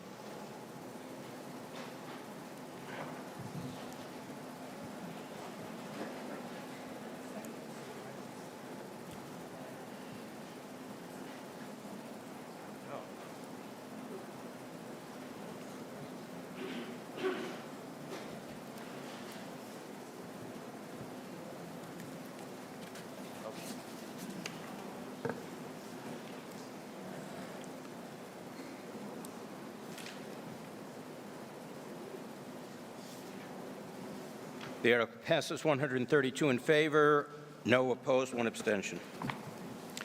Article 35. Thank you, Mr. Moderator. Article 35 is a request for town meeting to authorization to acquire easements for a sidewalk to be constructed on Turnpike Road from Warren Avenue down to the intersection of Billerica Road by the credit union. The town received a state grant in which to perform the survey and other work, engineering and design work for this project, and we need town meeting to accept the plan to authorize the town to provide the easements, and then construction would begin upon the acquisition of the easements for this property. Thank you, Mr. Moderator. Thank you. Does the Finance Committee have a recommendation? The Finance Committee unanimously recommends approval of Article 35. And does the Select Board have a recommendation? The Select Board unanimously recommends approval of Article 35. Any discussion? Good evening, Sean Griffin, Precinct 9. I had a few questions regarding this, but I needed to provide a little bit of context first, historically for the area, if that's okay. Primarily, when this area was developed on that side of Turnpike, the industrial area across from a multitude of residential single-family dwellings, one of the concessions by the town was the earthen berm and line of trees that go along that side of Turnpike. If you go up and down on the right-hand side, if you're facing 129 on Turnpike, you'll see it at the very top of the hill and all the way down at the bottom. And the one in particular that I'm talking about is 10 Industrial Drive. Has there been any consideration to the people across the street, the residents across the street, in terms of removing part of that visual and sound barrier for that residential, that industrial area? Through you, Mr. Moderator, no. The area is very tight in terms of the width of Turnpike Avenue, and so we've been able to acquire enough space for the easements in which to construct the sidewalk. As you said, most of it is actually open space as you go from the credit union down Turnpike, across from the construction is now, towards Warren Avenue. Much of it is open space. We'll not be encroaching, obviously, on as you move further down towards Warren Avenue on developable land. Will not be going into that area, no. It's just... Understood. But in regards to I guess the last hill as you're going over, right before you hit the credit union, there's the retention pond on the right-hand side. I know that was an original concession, so is the town going to be adding any extra visual barrier to that side of the road to protect the residents from seeing the industrial areas? Understandably, there's going to have to be a few trees cut down on that last hill going towards the 129. I'm not aware of any plans to do that, but I mean, if it became an issue, we would go out and look at it and obviously try to protect any visual buffer there is. Right. Again, the primary focus is the safety of pedestrians traveling on Turnpike Road. And if you're familiar with the area, which you are, obviously, you would realize that if this is connected and constructed, then basically you would have the ability to walk the length of Turnpike Road through the credit union to where they're doing the construction now by the cemetery, all the way down to Billerica Road. And it really would create a full connected loop, which is the purpose why we got the state grant for this project. Understood. I just wanted to make sure that we were considering that for the residents across the street, that we weren't going to throw them under the bus on that. Thank you. Brian Latina, Precinct 4. Mr. Moderator, through you to the speaker, were any of the town meeting reps notified and asked for their advice on this section of road? That's what we're doing this evening, Mr. Speaker. We posted, the selectmen posted the warrant, the Finance Committee held public hearings, the Select Board held a public meeting on this, and we're here this evening. But no, we didn't go out and issue any special notice. I don't recall us doing that on any sidewalk project, whether it was Smith Street, this location, or others. Okay. Mr. Moderator, the area at Turnpike Road along there, the section that we're talking about is basically allowing a sidewalk to go from the new 104 Turnpike Road apartment complex down Turnpike Road. There's trees and there's wetlands and there's a bridge. I'm sorry, you're arguing now? No, I'm asking questions. Oh, okay. And I'm just asking you that, is this sidewalk for the residents that live on Turnpike Road, Jesse, Anstey, Kensington, Porter, and the rest of the residents have been there for 50, 60 years? Or is it primarily just from Warren? You're telling me Warren down to arguably the credit union through wetlands and through the trees that are there today. Is that what that is? Through you, Mr. Moderator, this sidewalk is for all the residents of Chelmsford.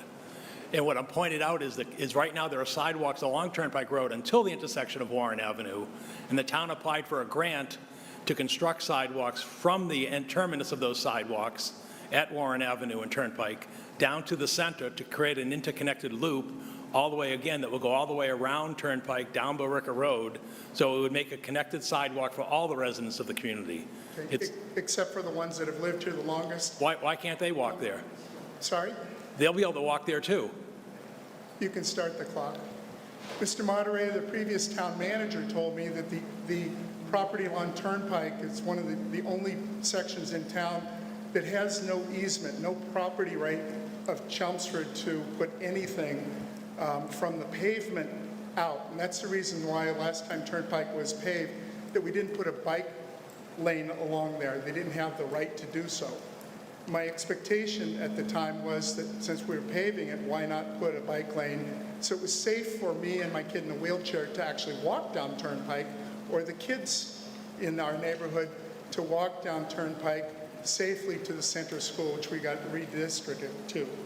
That was probably on the order of 20 years ago. This new section of Turnpike at Warren, they built a neat sidewalk on the 104 Turnpike Road side, and they put handicap buttons with the flashy light things in the middle of the sidewalk on the handicap ramp on both sides of the road to nowhere. So I do appreciate the sidewalk going in, but it wasn't designed very well there. And my expectation is we're going to have to cut a bunch of trees down and pay a lot of money. Previous town manager said, we can't afford to put an easement along Turnpike because we'd have to pay the property owners for quite a distance. The other part, the original part of my question, was any of the town meeting reps in the area asked, no they weren't. I'm sure we're going to do granite sidewalks and that sort of thing for the 104 Turnpike folks that just moved in. State grant should have probably covered us that use Turnpike on, we call it the Big Loop, Anstey, Kensington, Jesse Road, where all the neighbors from Stonegate, who've been there a long time, Kensington, Jesse Road, during the COVID, we've been circling those blocks, and it is death-defying to walk in the section that you're not putting a sidewalk in. And again, nobody asked us in Precinct 4. I doubt if you ask in Precinct 9. 1 minute. It just popped up. And I'm not happy about that, and I don't know what the cost is. And if I could ask a question as part of the debate, what is the cost to take these properties to pay the landowners along there? And do you intend to cut trees along there, or will we do like Bedford where they go in and out of the trees to avoid the damage to the trees? Through you, Mr. Moderator, the costs are being borne by the grant, any and all easement costs. There aren't any significant easement costs because most of it is undevelopable land on the other side of the roadway. And again, we will be following all conservation and wetland bylaws in this project. Will we cut the trees down, Mr. Moderator? If it's necessary, some trees will be cut. Yes, they will. But and the purpose of constructing the sidewalk is for pedestrian safety. As you noted, it's not wide enough to have the sidewalk constructed without any vegetation removal. Thank you.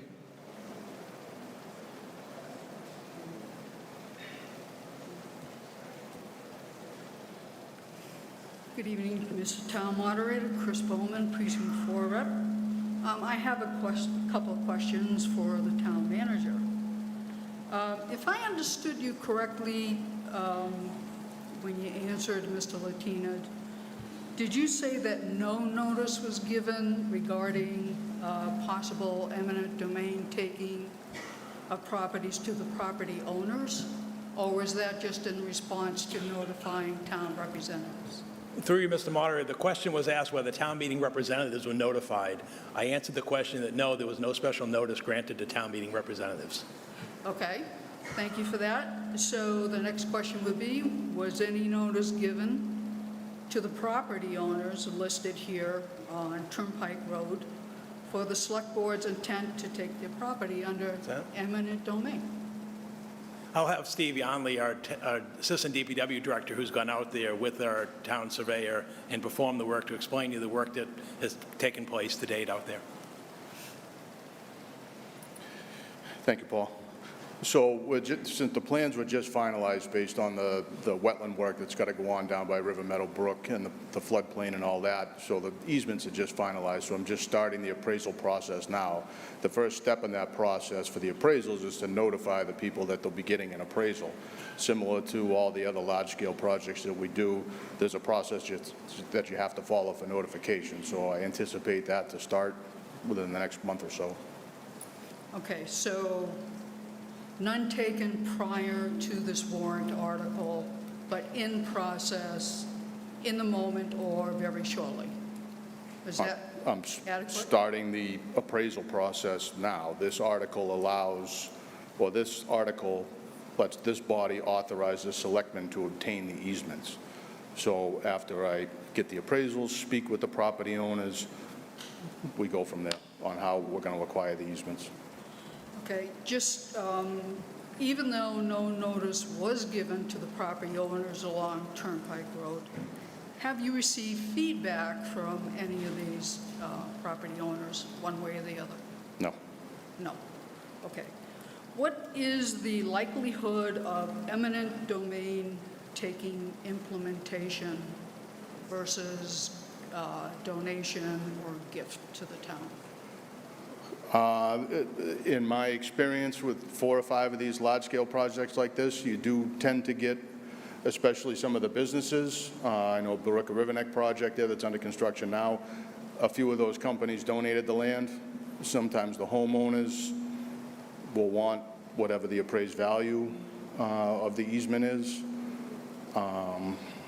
We've never had to take one, in my experience, by eminent domain. On one of these projects, anyway. Do you happen to know the number of resident properties involved? There's 3, I believe. 3? Yep. And the rest are commercial? Correct. Properties? Do you know how many there are about? The plans are over there, but off the top of my head, I think there's 5. 5? I believe so, yes. Well, there are a lot more addresses. Let me see, 1, 2, 3, 4, 5, Well, 6, 7, 8. 3 and 5 is 8. Okay, 5 commercial properties. Okay, I think that's all the questions I have.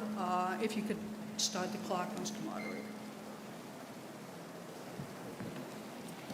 Okay, warrant Article 35 and 36 involve eminent domain property takings, although Article 36 has been withdrawn.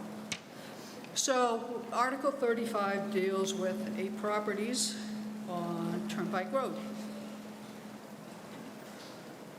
Since there are only 8 properties, really, the town, just for common courtesy, should have notified these property owners at the outset, so they could look into the situation, ask the questions they need to ask, and determine what their particular options are for their property.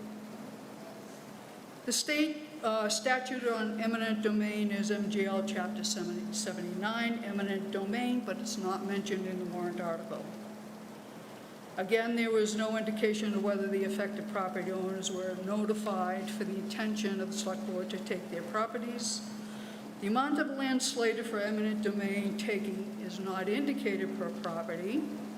It does not conform to MGL 79, Section 6, requiring payment to affected property owners upon adoption of an eminent domain taking.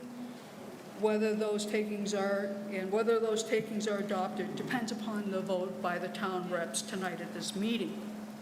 The specific reasons for eminent domain is not given, only a procedure as to what properties are affected for constructing a sidewalk. The warrant article is based upon a consultant engineering firm's report, Howard Stein and Hudson, who is also the engineering firm for 104 Turnpike Road project, making the report suspect on its face.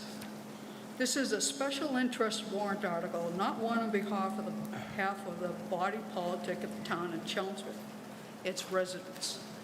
The initial and total cost to the taxpayers of the town to carry out the eminent domain takings are not given, including payments for damages to the property owners. The rights of the property owners to have a partial payment while challenging the validity of the underlying takings per the Supreme Judicial Court finding in a February 2021 eminent domain case is not indicated. The costs due to lawsuits are not indicated. Wetlands and zoning 1, drinking water aquifer are involved, no protections indicated, and in not providing the above detailed information, according to Section 6 of MGL 79, does not comport with the Select Board's vision and values. Your time is up if you want one sentence. Honesty, integrity, transparency, respect, empathy, and a vibrant, sustainable quality of life for the residents of the town. For all the reasons given above, vote no on Article 35. Thank you very much. Thank you. John Plunkett, Precinct 4. As a resident in that area, let me give my feedback. Sidewalks from Warren to Turnpike would be greatly appreciated. I urge the body to vote for this. Thank you. Thank you. Anyone else? If not, we will vote on Article 35, which is to acquire these various parcels for purposes of easements and sidewalks. Middlesex Turnpike, of course, is a very long, straight road with a lot of residences along it. And it's sort of in the shadow of the overlay district that hopes to see revitalization along Route 129, Billerica Road. And so there's much as we have in a lot of the Drum Hill area, there is a sort of a conflict zone here. And it's interesting that the town has found a grant, actually, to pay for the installation of these sidewalks. The article passes 121 in favor, 3 opposed, and 4 abstentions. And so it would seem that the Article town meeting 36 reps has like been that withdrawn. bargain a Part lot. of the consent agenda. Article 37. Thank you, Mr. Moderator. Article 37 is a zoning bylaw amendment. Community Development Director Evan Belansky will be presenting on this and the other upcoming zoning articles.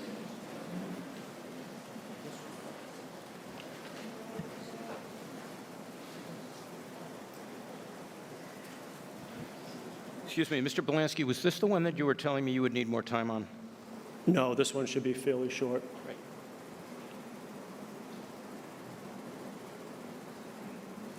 You have the PowerPoint?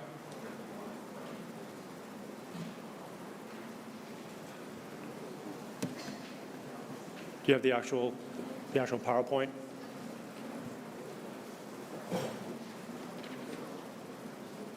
Yeah, do you have, I have it, but do you have it on the screen?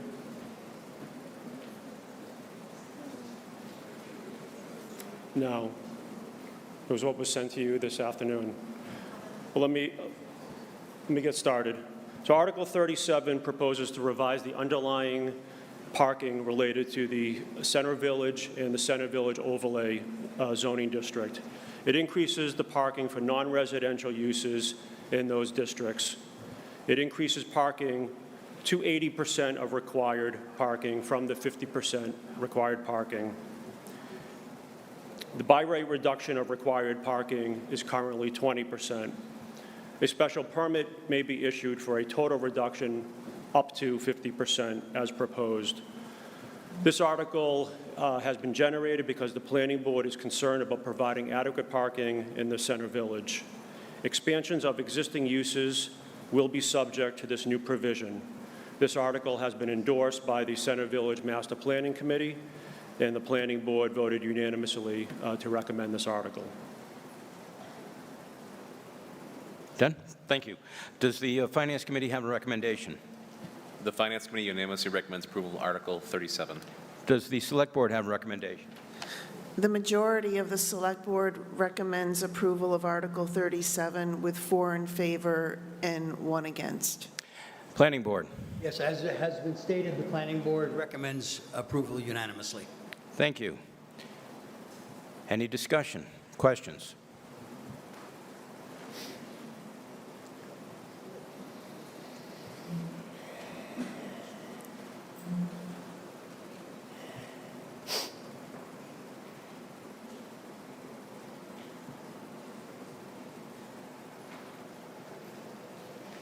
Sheila Pichette, Precinct 4. I hope this is a quick question. What about the handicap parking in this area? What are the plans? So this article only pertains to private property development. So under current zoning, handicap spaces are required. And any project that comes forward and triggers a building permit, the building commissioner verifies compliance. So at a later date, that will happen if this is passed? It's been happening all along, and it will continue to happen on private property. Okay, thank you. Thank you. Anyone else?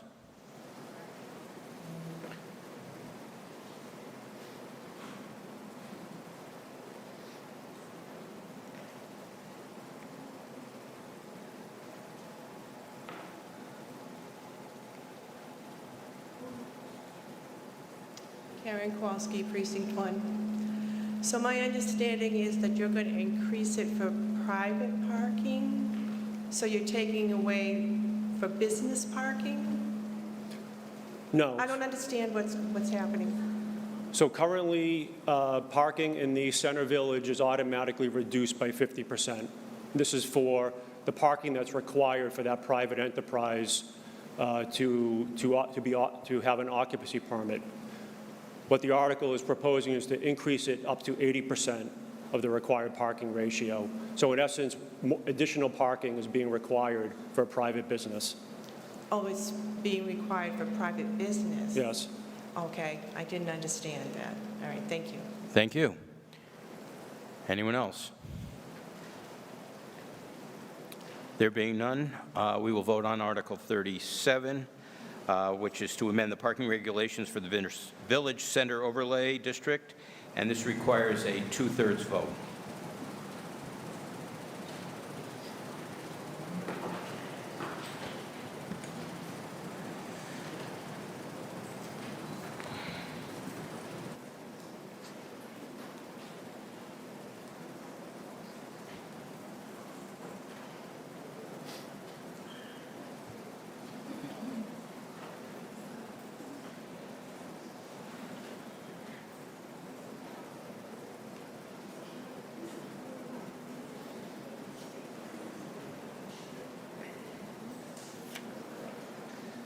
Article passes 119 in favor, 7 opposed, and 3 abstentions.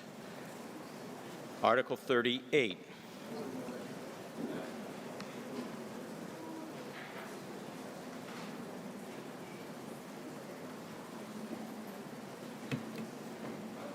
Okay. This the one, 10? Yes, if needed. Thank you. Article 38 deals with the concept of e-commerce. This concept has been identified in the draft 2020 Master Plan update. It has also been identified in the Route 3 Highway Interchange Real Estate Market Study. This is an emerging trend that was pre-COVID, accelerated during COVID, and it is expected to continue to accelerate post-COVID.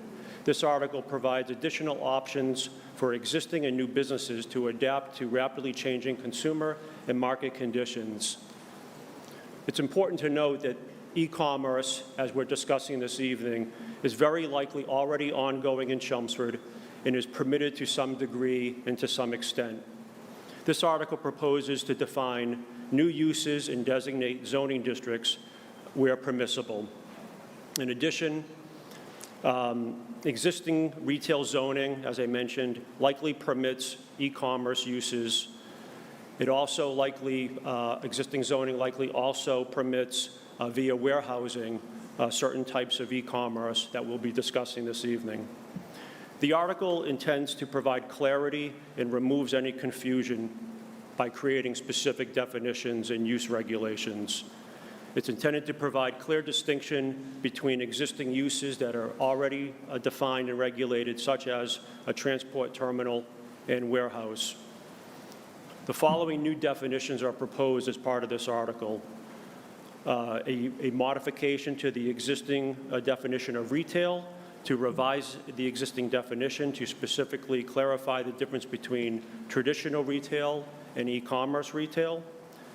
The following are new definitions: e-commerce, which is generally internet sales, and for purposes of what's being proposed, those sales could be business to business as well as business to consumer. A fulfillment center, which is a last mile bulk production warehousing and direct fulfillment facility. There are 2 types of fulfillment centers that are being proposed. The first one is a principal use, which is characterized as a standalone facility that's not open to the public.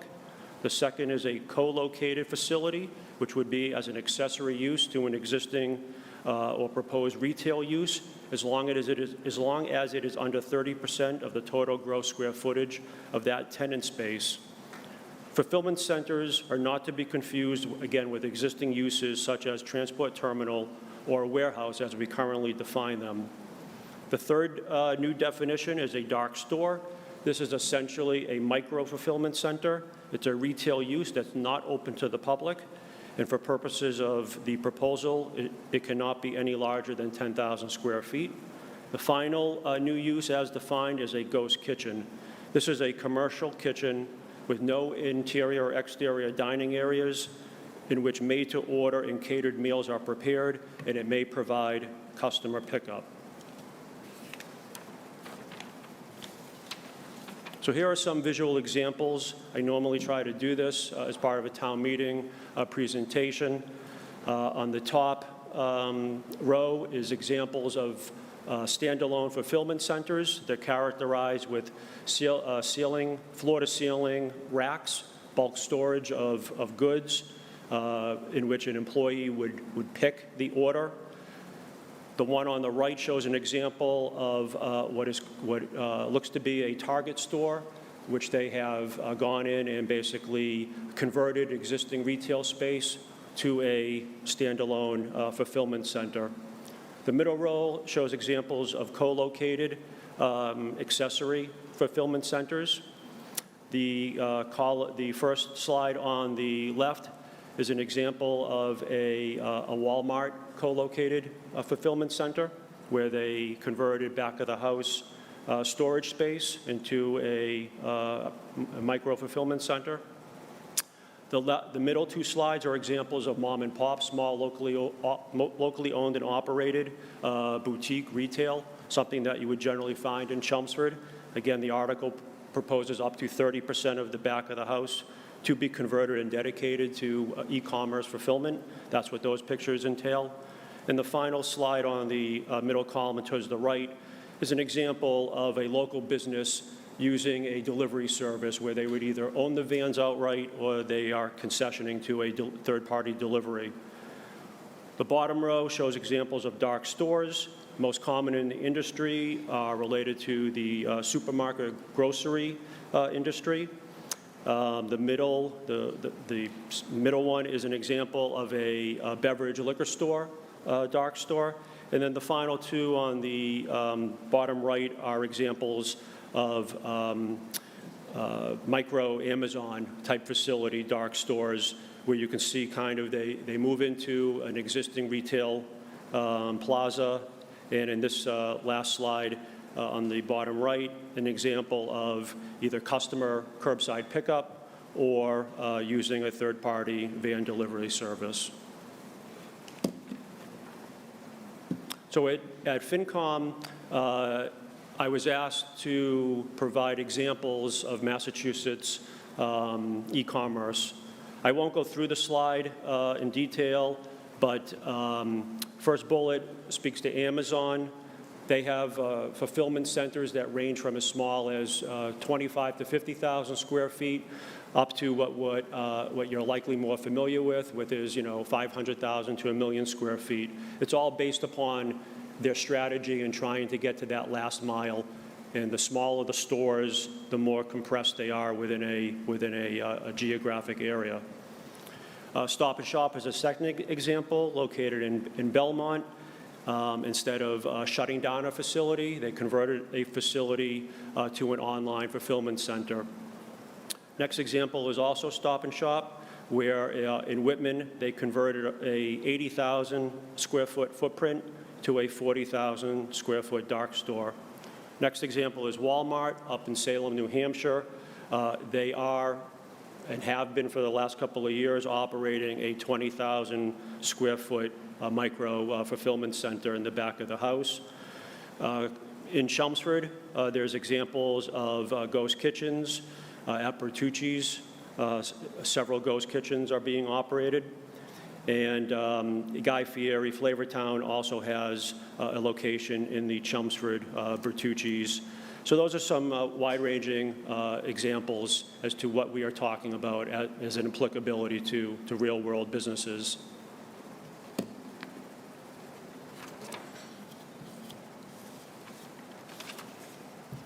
So the next slide presents where these uses are proposed to be permissible and how are they proposed to be permissible.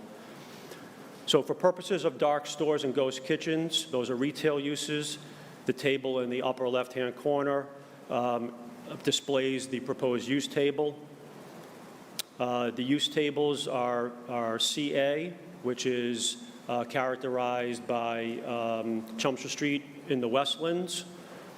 Dark stores are permitted by special permit, and ghost kitchens are prohibited. In the CB zoning district, both uses are proposed to be permitted by special permit from the planning board. CC is the shopping center district. That's primarily Drum Hill, as well as the Andiamo Plaza in downtown. Both uses are proposed to be permitted by right. CD is portions of Tingsboro Road, Chelmsford Street. So as you can see, I won't walk through all of these. On the fulfillment center, the only places where standalone principal use fulfillment centers are permitted is in the IA Limited Industrial Zoning District. This is primarily Technology Drive and Route 129. There are smaller areas of limited industrial off of Vinyl Square, as well as South Chelmsford, Maxwell's. And as it pertains to accessory fulfillment, it is proposed via a special permit in the CB and CC zoning district, and by right in the IA Limited Industrial Zoning District. So again, as part of the FinCom discussion, good questions were asked. I was asked to come back with some additional information. So this slide speaks to other zoning and land use considerations, which is fairly important based upon some of the concerns that have been expressed related to fulfillment centers in particular. First one is any project over 20,000 square feet triggers the requirement of a major business complex special permit. The special permit is a discretionary permit issued by the elected planning board in Chelmsford via a supermajority a vote. That special permit requires a public hearing, a butter notification, review of very particular, detailed, comprehensive factors such as traffic, lighting, noise, hours of operation, drainage, landscaping, things of that nature. It's also worth noting that the proposed use table is consistent with existing uses in existing zoning districts.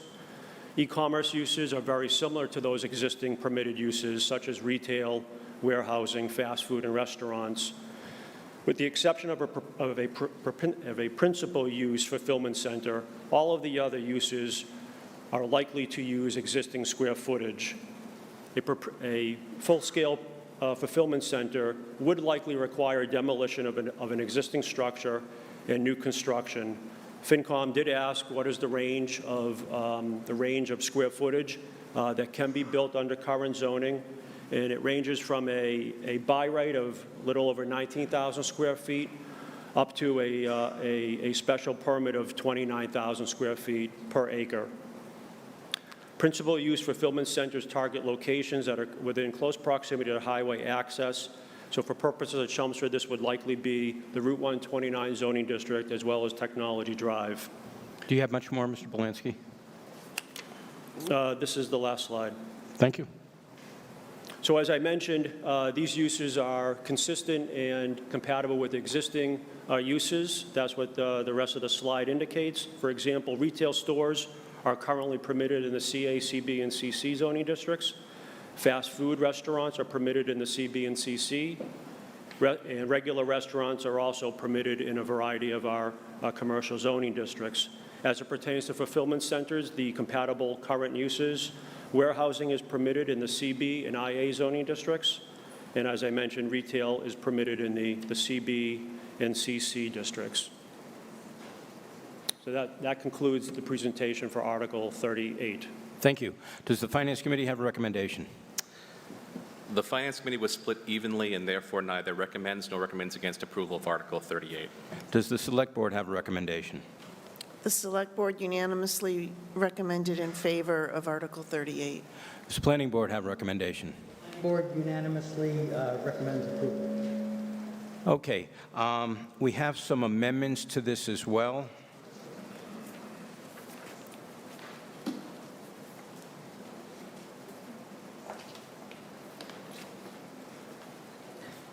You have it up on the slide? Yeah. Well, you can go there. You can be there.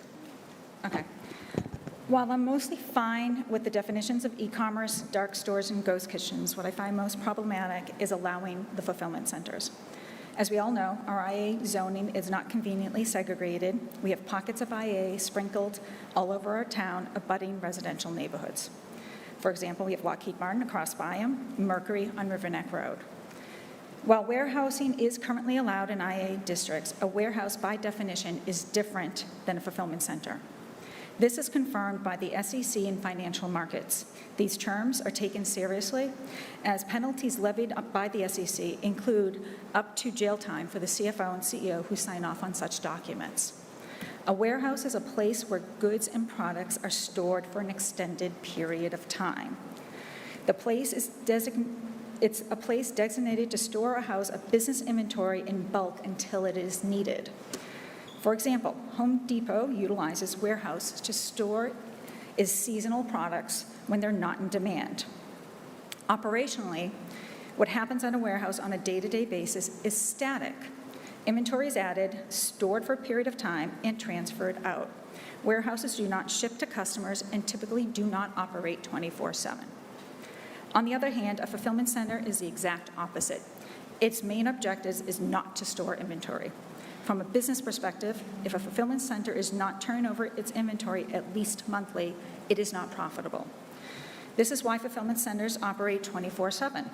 Fulfillment centers receive shipments of inventory, have people picking items, packing up boxes, labeling shipping orders, shipping out, and also handle returns. So for example, Home Depot, who stores its inventory at a warehouse, will utilize a fulfillment center to get it to its customers. Fulfillment centers are equipped with impressive technology for processing orders, managing inventory, and organizing transportation, and must be structured in a manner that allows the movement of massive amounts of inventory. Because of these technological, logistics, and operational need, to expect that a fulfillment center will just fill our current vacant office space in town, I believe, is a bit naive. In general, and as Evan mentioned earlier, office buildings do not easily convert to fulfillment centers. Thus, the normal practice is to tear them down and rebuild them.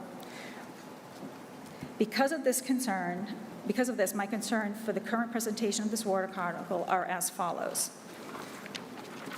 Fulfillment centers are a very different business than what is currently allowed in IA.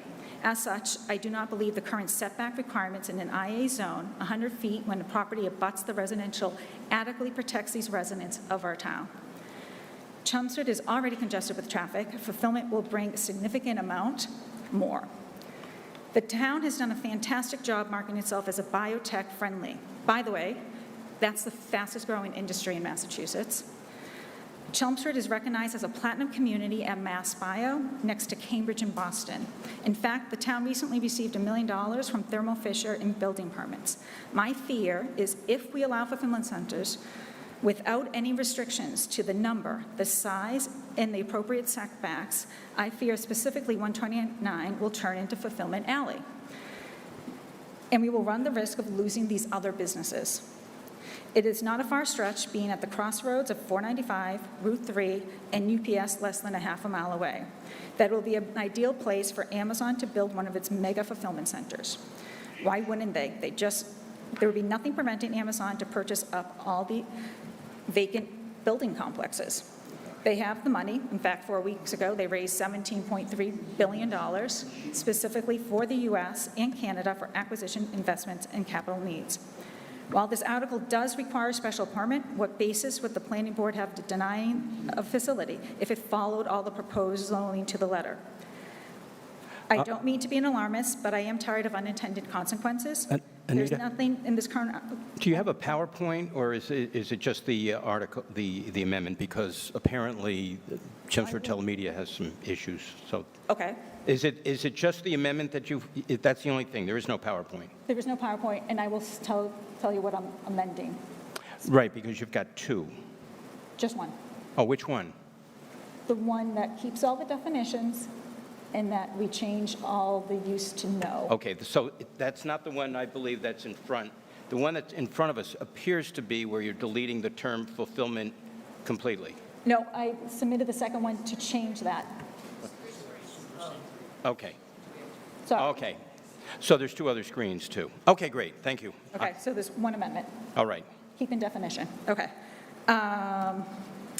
I don't mean to be alarmist, but I am tired of the unintended consequences. There's nothing in this article that will prevent that, and I believe this will fundamentally change the culture of our town. I don't believe the tax revenue generated by a fulfillment center is worth it at the expense of these fellow residents, and I don't think that's right. And finally, as a businesswoman, I do realize that retail businesses has fundamentally changed, and we shouldn't necessarily turn our backs to fulfillment centers. However, I believe there's a way better way of doing this that protects all residents and preserves our town culture. I respectfully ask that you support this amendment and ask the planning board to come back with an article that adequately protects all the residents of this town and the culture of our town. Thank you for your time. Okay, so do you want to talk about? Okay, so town council has reviewed the article, the amendment. Yep. And there seems to be a disagreement between you and town council on one point. So I'd like town council to go ahead. Thank you, Mr. Moderator. So when there is a proposed amendment to a zoning article for certain, but really any town meeting warrant article, the question that needs to be answered is whether or not the proposed amendment is within the scope of what was originally proposed. And the reason for that is a reason of notice. As you've seen, there have been many people here, not only tonight, but in previous sessions of town meeting. People come up and they want to talk about it, and not just town meeting reps, but also members of the community. So the question is, would a member of the community who might otherwise have a concern about this have come up and wanted to discuss this if they had known this amendment was going to be proposed? In this instance, the question is whether or not the proposed amendment is really going and turning a use that would currently be allowed under the zoning bylaw and making it not allowed. And if that is the case, then it is beyond the scope of the warrant article and is not appropriate. So what I did was I took a look at the existing definitions for retail. It says a business that provides goods and/or service directly to the consumer where such goods are available for immediate purchase from the premises by the customer. This term includes electronic sales of all kinds. And then I also took a look at the definition of warehouse. In the definition of warehouse, a building used primarily for the storage of goods and materials for distribution, but not for sale on the premises. Now, it's a difficult question, and I think it would really get down to a particular proposal as to whether or not a use would go from becoming allowed to not allowed under the new proposed zoning table. But I do think, overall, I would lean towards it being beyond the scope of the warrant article because there is the very strong potential that uses that are currently allowed under the zoning bylaw would now not be allowed, and anybody who either currently has that sort of a use or would potentially be considering that sort of use would not have had the proper notice to be here tonight and to express their concerns. So is your position that this whole amendment is? So there is one of the categories of the proposed amendment with regards to, I think it's the CC category. It's currently allowed, the CC is proposed to be not allowed, and it was proposed in the bylaw to become allowed by a planning board special permit. It's not an allowed use in the warehouse use for the CC zoning district, so that would not change that use, so that would be allowed to be changed. Is that the only one that would be allowed? Correct.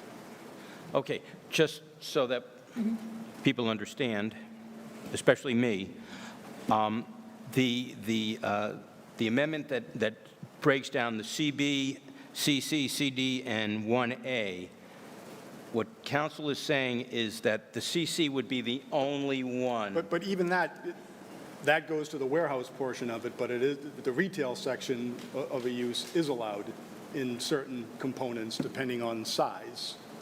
So. Okay, so now I'm confused. So are you saying that this is totally beyond the... I think the safest course is to determine that it is beyond the scope. Okay. Well, I wish you had made that clear to me before, so... Sorry. So, Ms. Tonini, what counsel is saying is that, in his legal opinion, what you're proposing is beyond the scope of what the planning board article says, and that it would not provide adequate notice to interested parties to appear to argue because they don't know what you're trying to do. In other words, the warrant article was published, and this amendment just goes beyond that scope. Now, I'll listen to you if you have a counter position, but... I'm just confused because the warrant article is defining these 4 things and then has a table of where it can be used. And all I'm saying is keep the definition, just put no instead of yes. So I'm a little confused, but So the warrant article is actually narrowing the existing definitions. So it is taking what would otherwise potentially be included within the warehouse definition and the retail definition and narrowing it down into the e-commerce and the distribution. With all due respect, warehousing and fulfillment centers are different. And all your major retailers are raising money on fulfillment, not on warehousing, and they're clearly defined differences. So I respectfully disagree with that assessment. Point of order. Can we have some sort of graphic explanation as to what actually proposed to change? Because we have the initial proposal on the screen. This is what the town has proposed. And what Ms. Tonini has suggested as an amendment hasn't been demonstrated as far as I can tell. The proposal is to have it as not an allowed use in every. So here's the problem. The graphs could not be amended according to the they should be? Oh, there they are. Okay, now we've got them. Mr. Moderator, there's a point of confusion. I'd like to ask through you, the town council, if he could re-explain what he just said in light of a question I'm about to ask.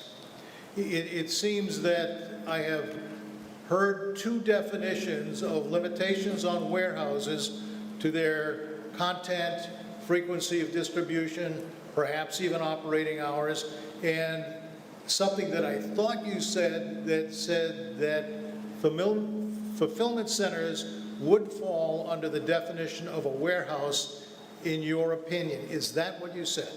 I'm saying that there are certain aspects. It would depend on a particular proposal. I can't say in a broad-based sense that all fulfillment centers would fall within the scope of a warehouse, but I think that there are certainly some proposals that would, and this amendment would potentially make something that's currently allowed not allowed. That's and what that goes beyond the scope. That's what I thought you said. Yeah, that's very important because there are two very divergent views, because Ms. Tonini quoted a source for her description of warehouses that seems to be in conflict with your explanation of fulfillment centers and warehouses. And what we have to go with is what our current zoning bylaw defines warehouse as. And again, that is a building used primarily for the storage of goods and materials for distribution, but not for sale on the premises. And so the question is a sale online to be picked up at a fulfillment center fall within that particular definition? And you would say that a sale online to another party that sends a delivery order to the fulfillment center is essentially a sale on the premises? I would say that it's not necessarily a sale on the premises, which would then have it fall within the definition of warehouse. So the moderator is busy for a second. Maybe he'll come back. 1 second.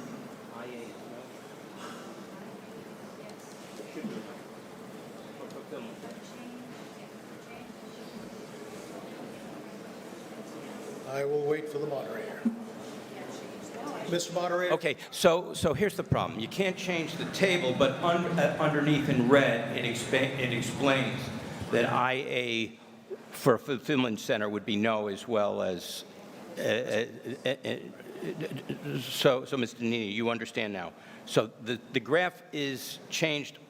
We can't change the graph, but Okay. red, okay. Okay. Mr. Moderator, so the question I have for you is, if there is sufficient confusion among the town meeting reps as to the actual definitions of warehouses, fulfillment centers, appropriate locations for them, is there an appropriate time to table this article to some future date so that the planning board can prepare something and we can look at conflicting definitions in more detail from the planning board or anybody else in town that would do that? Because I know this is going to be a very confusing article when we discuss it. You could file a motion to table.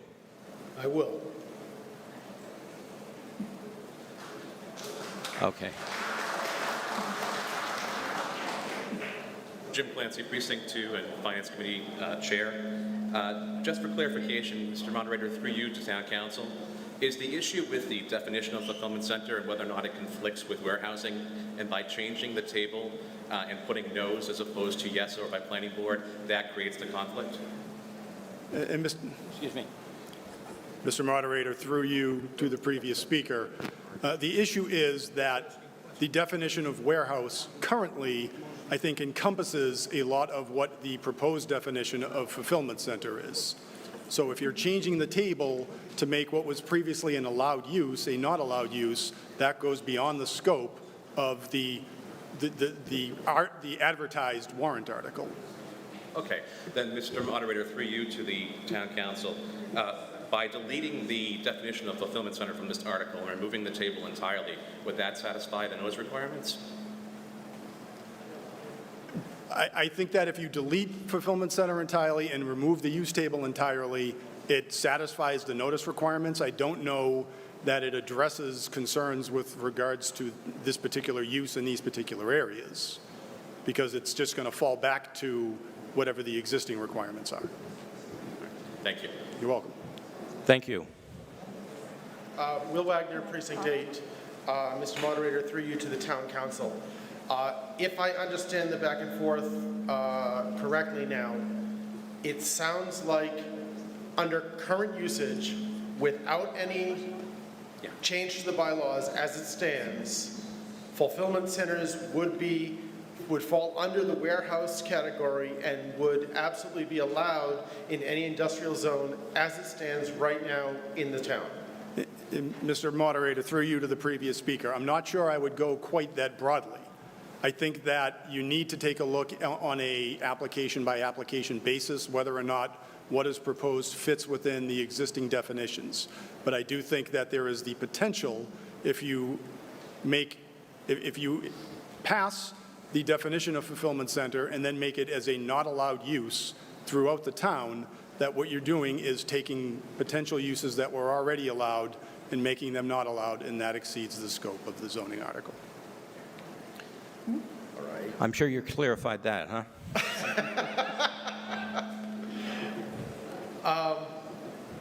All right, I have a question for the town representative of the original article, which is under consideration for amendment.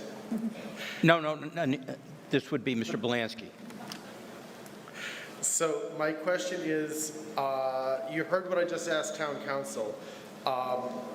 Under the conditions that the town council has stipulated, one of the concerns with this article that's been brought up by many residents has been a fulfillment center moving into one of the sections of town, I believe, where the old Mercury building used to be. Without this zoning bylaw update, would such a move in be considered by the town into that location, even without this bylaw update? Or is this bylaw update required by the town in order to consider such an action? Yeah, so as my presentation started, and this presentation has been consistent for the last, since December, January, I've mentioned and I've noted that it's likely that these uses are already permitted under current zoning. So the planning board was well aware of that when they proposed this article. As town council indicates, this article is narrowing that funnel. If you assume that warehousing includes fulfillment, this article is beginning to narrow and further define and further regulate where and how a fulfillment center can be located, because it's defining it separately from warehousing and it's treating the use table differently than warehousing. So to answer your question directly, while I don't make that decision, and that question has not been officially asked from the decision maker, I think the discussions that have taken place to date as part of this article, that the consensus is that a fulfillment center, as we generally know and understand them, would classify as warehousing. Okay, thank you.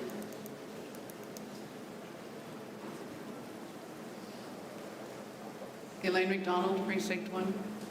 Mr. Moderator, would it be able to poll the Finance Department, Finance area, the folks who disagreed and why? Yes, you can do that. So, Okay, thank you. Hi, I'm Kathy Duffett, and I disagreed with this because of the fulfillment center.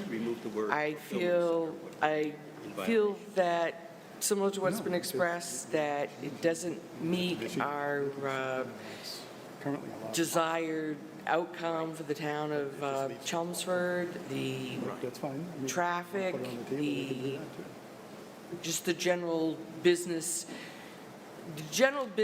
profile of a fulfillment center did not meet with what I thought was a good objective for the town of Chelmsford, and also for the little pockets that are zoned IA throughout the community, not just the River Neck Road, but there's a zoning of IA on the Byam Maple Ave, and there are businesses in there.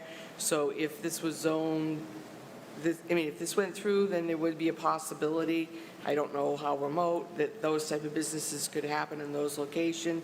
And also the Wanton Street in North Chelmsford is zoned IA, and there's various zoning throughout Vinyl Square. So I didn't think the business profile met what we want, and I'm concerned about those little zoning pockets of IA.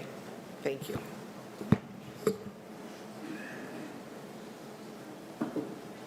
I think you already heard my reasons for voting against it. I will add that other towns have passed similar definitions. So if warehousing would encompass it, why are these other towns all passing fulfillment? Like, why are we even here entertaining this if it's already covered? I think it's a little dangerous to say that certain aspects include it, because if something were to be passed and the planning board were to submit a permit, the residents could sue the town precisely for the definitions. And there's a precedent out there, right? You have other towns that have clear fulfillment versus warehousing. You have, all the financial documents. You have money being raised specifically on, Macy's is converting its warehouse to fulfillment centers, right? So you have all this there. I just think it's a bit naive to think that it's currently encompassed in warehouse. That's it. The other member is no longer a FinCom member, so she's not here. I also have another question, and I'm not sure who to direct it to, so I will direct it in the air, and the person who knows the answer, please answer. Why? Why now? Why these changes? What is the motivation? What is the impetus for this? So I articulated that in the presentation as well. The 2020 Master Plan update identifies this concept as an emerging and trending concept. And the Route 3 real estate market analysis also identified e-commerce as a industry sector that the town should be exploring and aligning with with our zoning bylaw. From a more strategic perspective, e-commerce has played a critical role for small and locally owned businesses. They've been doing it during COVID. This article would give them clear legal authority to continue to do that and to expand it. It would send a clear message from the town to our existing and new businesses that e-commerce, as we're defining it, is a acceptable use under certain circumstances and a welcome use. Final point is, from a economic development perspective, e-commerce, for purposes of 129, currently we've been averaging a minimum of 500,000 square feet of vacant space for the last decade. We're upwards of 650 to 700. Analog devices will be vacating. That's an additional 200,000 square feet. So if the goal is to fill the vacancy, fulfillment centers likely plays a role. On the other hand, I don't want to give anyone the impression that fulfillment centers is the end-all be-all from an economic development strategy as it pertains to the town vacancy rate. But it will play a role, and it likely should play a role. So that's the strategy from a large-scale fulfillment center. From an accessory fulfillment center perspective, I've already given you examples. Some of your big box retailers are already transitioning. If you don't embrace that, then you're leaving them with very black and white decisions to be made. The final item, as council said, is that one could argue that the zoning is gray, while others could argue that the zoning is very black and white. The whole point of zoning is to send a clear message, to provide predictability, not only for the residents, but for the stakeholders, the property owners, the investors, the business owners. So again, if town meeting wants to embrace e-commerce as we're proposing it, then this would be a welcomed message to the industry. If you want to further amend it or regulate it, that's a local decision, and that's what we're discussing here at town meeting. If I want to have like an opinion, you start the clock, I say start the clock, and I get an opinion? Yes. All right, start the clock. I don't live anywhere near River Neck. I live on the other side of town. But I feel for them because they bought their houses, or they had their houses, and where Mercury Computer was, they had a predictable thing in the neighborhood. Monday through Friday, 8-ish to 5-ish, there'd be some traffic, mostly in the beginning of the day, mostly at the end of the day. Not a thing that made noise, not tons of trucks. They knew what they were getting. They knew what they had. And I have to say that you just said zoning. Mr. Moderator, to the previous speaker, zoning, clear message. My experience with zoning has been, it's like dealing, at one point in time, I had 4 teenagers at home. And if they wanted to go out and do something, I had to cross-examine them 6 ways to Sunday up and down because they were all little lawyers. And I feel that my experience with things in town that are built, promises are made, and if you do not go to every single meeting and make it your life's work, things that you think, you go to 5 meetings and things are said that this is what's going to happen, the end result is different because you didn't go to the last 2 meetings. So I think I don't know what to vote for because I don't know what I'm voting for. Thank you. Thank you.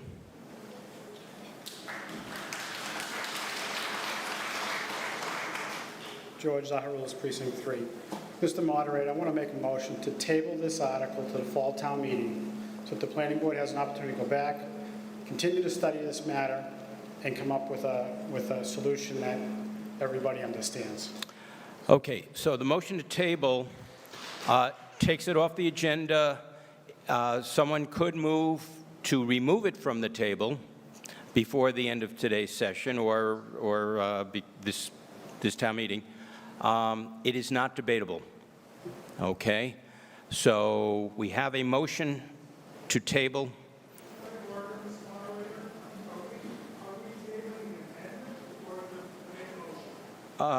Clarification, Mr. Zaroulis? The main motion. He's. So does it require a decision on the amendment first? Ultimately, it's your call. So, okay, so hold on. So Mr. Zaroulis, he wants to table both of them. Okay, so just so there's no confusion, this would be to table the amendment and the motion. We'll take 2 separate votes. The first one will be motion to table the amendment, and then the second one will be the motion to table the article. Okay? I think that's the best way to do it. Yes. So a yes vote means to take it and put it off to the side, and if we don't get to it during town meeting, it dies.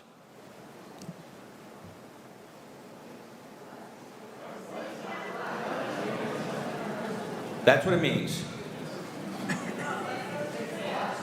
Hold on. If you have questions, I can't hear like 15 people asking questions for me to. Brian Latina, Precinct 4. So if we vote yes to table the amendment, the motion stops? The motion stops, and unless someone files a motion to remove it from the table, and we end town meeting, it dies. We end town meeting tonight? It can't come back on Thursday? No, I think as long as it's within this session. Within the session? Within this session, yes. This session. So if we table the first one, that's the amendment that was showing on the wall. Now we're going to, after that, we'll table it and vote yes to table the main motion. It'll die tonight as long as somebody doesn't bring it back. When we talk about the session, I'm talking about Springtown meeting. Correct. No, so if we have to come back on Thursday, it's still there. It would still be until we adjourn town meeting. Okay. Okay? So unless you have a question, we can't, there's no debate on this. No, I just have a question. Sure. Can we vote on the original article, and then if that gets tabled, I can pull back my amendment? Yes, you can do that. Do that, can I do a motion to do that? I don't know what the process is. Yeah, I'm not sure, pardon? Oh, no, sorry. Mr. Zaharoulis can amend his motion. Mr. Zaroulis, will you amend your motion so that it, because apparently Ms. Donini is willing to withdraw her motion for the moment, her amendment, pending the vote on the underlying article.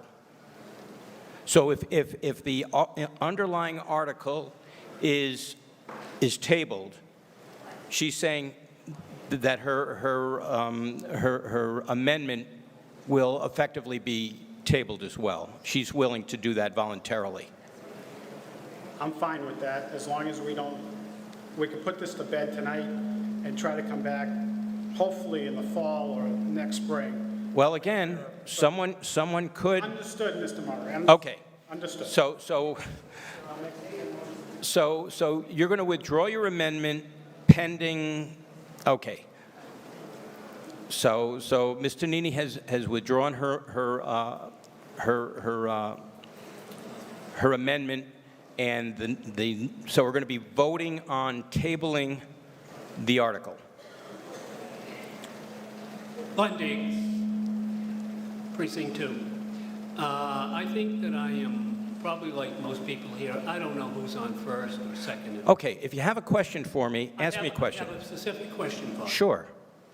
You're saying that if we table it, it could come back again, let's say, next time we meet during this session of town meeting. Only if someone files a motion to bring it back. All right. And then we'd have to vote on that. And if we don't approve that, we can vote on this article and kill it, which will mean that it can't come back until the next town meeting. Is that correct?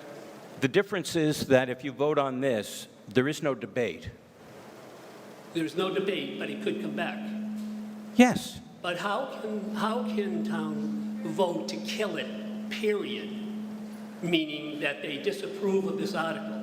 Then you have to go through the whole process of debating the amendment, debating the motion, the article, and then voting on it. How do we get to that step? That's the question. That's the way you always do it. Yes, but you're saying if we vote now to table it, we Okay. don't get to that step. Now look. John, he just needs to vote against tabling. If you vote no to table it, then we're back to where we were. All right, then I urge everyone to vote to kill. No discussion. You ask questions, I'm willing to answer your questions. All right, so the only way that we get to the full discussion and to vote no on the original article is simply to vote no on this, to table it now. Is that correct, sir? Yes, that is correct. Thank you. So we have a motion to table the article.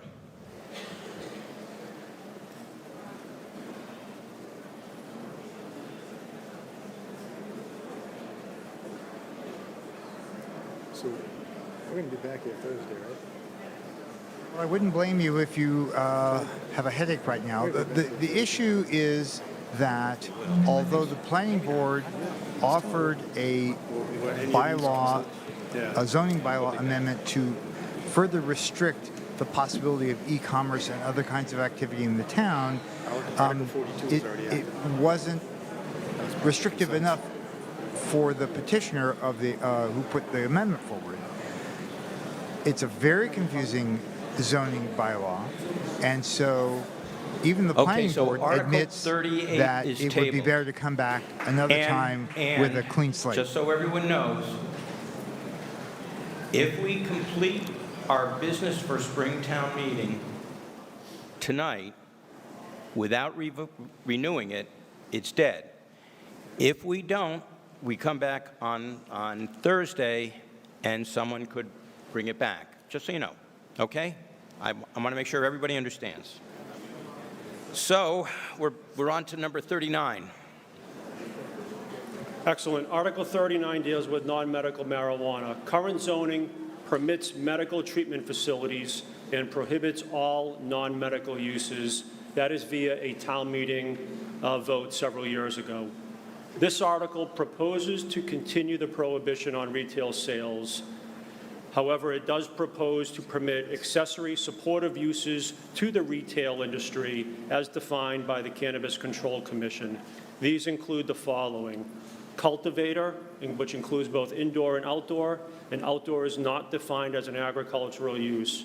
A cooperative is a use that can cultivate, obtain, manufacture, process, package, brand, and transfer. A manufacturer can process and package. A micro-business is defined as either a cultivator or manufacturer or both. A testing facility is involved with certifications and testing. A transporter can store, sell, distribute to retailers. And the final use that is being proposed and defined is research, which can cultivate, purchase, acquire for research. All of these uses, per the State Cannabis Control Commission, require the Select Board to negotiate a host community agreement. In addition, state approvals are required, and the zoning bylaw is proposing a special permit from the Chelmsford Planning Board. As I mentioned, the signed host community agreement is required prior to an application to the State Cannabis Control Commission for their approval. Within the local process between the zoning process and the Select Board process, the following issues are allowed to be regulated. A community impact fee up to 3% of gross annual sales can be negotiated. Security measures with direct input from the police department. Odor and nuisance, such as activated carbons, charcoal filters, and biofiltration can be negotiated and required. Specific provisions related to traffic and police detail can be negotiated. Diversion to minors can also be negotiated, such as funding for programs. In addition, it should be noted that the state has a 500-foot setback from all public and private schools that are K through 12. This does not include child daycare facilities.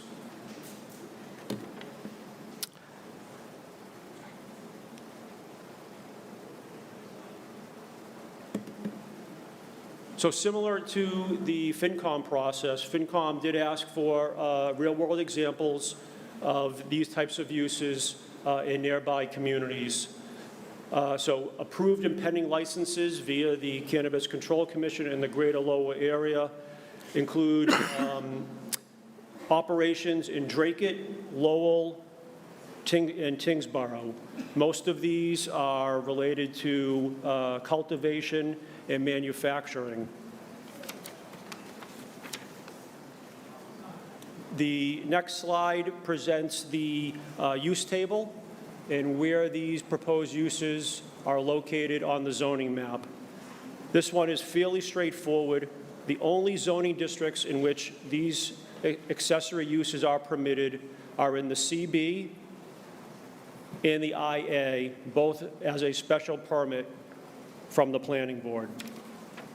That concludes this presentation. Okay, thank you. Does the Finance Committee have a recommendation? A majority of the Finance Committee recommends approval of Article 39. Does the Select Board have a recommendation? The Select Board unanimously recommends against Article 39.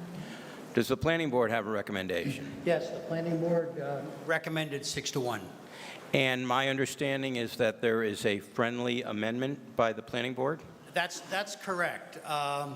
After a fair bit of discussion, some of which was tonight, we determined that removing the cultivator category, both indoor and outdoor cultivator, would satisfy a number of concerns.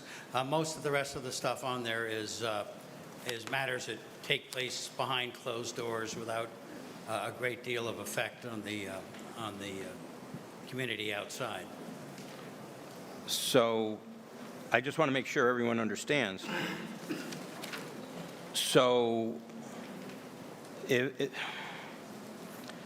I mean, marijuana cultivator is mentioned many times in this. Right. Okay, so that will be, the friendly amendment removes all reference to marijuana cultivator. Yes. Okay. All right, so that will be what is before town meeting. Is that article minus the marijuana cultivator terminology?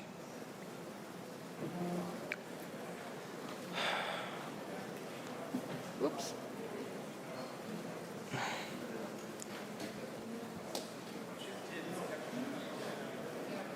Yeah. Susan Gates, Okay, I have a question. okay, speaking to the microphone? Well, There you go. Well, no, I know how to use the microphone. This was kind of shocking. I have a question. If we vote down Article 39, does that mean, if I said I don't want recreational use of any kind in the town, and so I vote against this, and if this fails, does that end it? Or do we go on to the other things, the other articles? If Article 39 fails and Article 40 does not need any action, Okay. or 41. Right, but I guess my point is I have this is another question. I was trying to find out what communities allow this and which don't, and all I could find was a very long list of places that don't allow it, and then another list of communities where they had different dates for their moratorium. So if we vote down 39, does that mean that although the Commonwealth allows recreational sales, we don't have to accept that? So Chelmsford currently prohibits all retail sales and accessory retail uses. If this article fails, that prohibition remains in place. All right, that's what I need to know. Thank you. Okay. Will Wagner, Precinct 8. So I have a question on the friendly amendment, I guess. He mentioned removing marijuana cultivator from the language. Marijuana cultivator was listed as a primary category at the start of the page 180 of the slide, or slide 180. It's mentioned again as part of what a craft marijuana cooperative means. So does that mean that the craft marijuana cooperative is also removed from the table? Just the cultivation component. Okay. And so cultivation component is removed from all of the other ones, such as micro-business and testing facility and research facility, correct? So no cultivation? Anywhere the term is mentioned. Okay. So the remaining bylaw basically allows for the packaging of marijuana grown elsewhere and then the distribution of that packaging from the facility. Thank you. Thank you. Kathy Duffett, Precinct 7, Thomas Drive.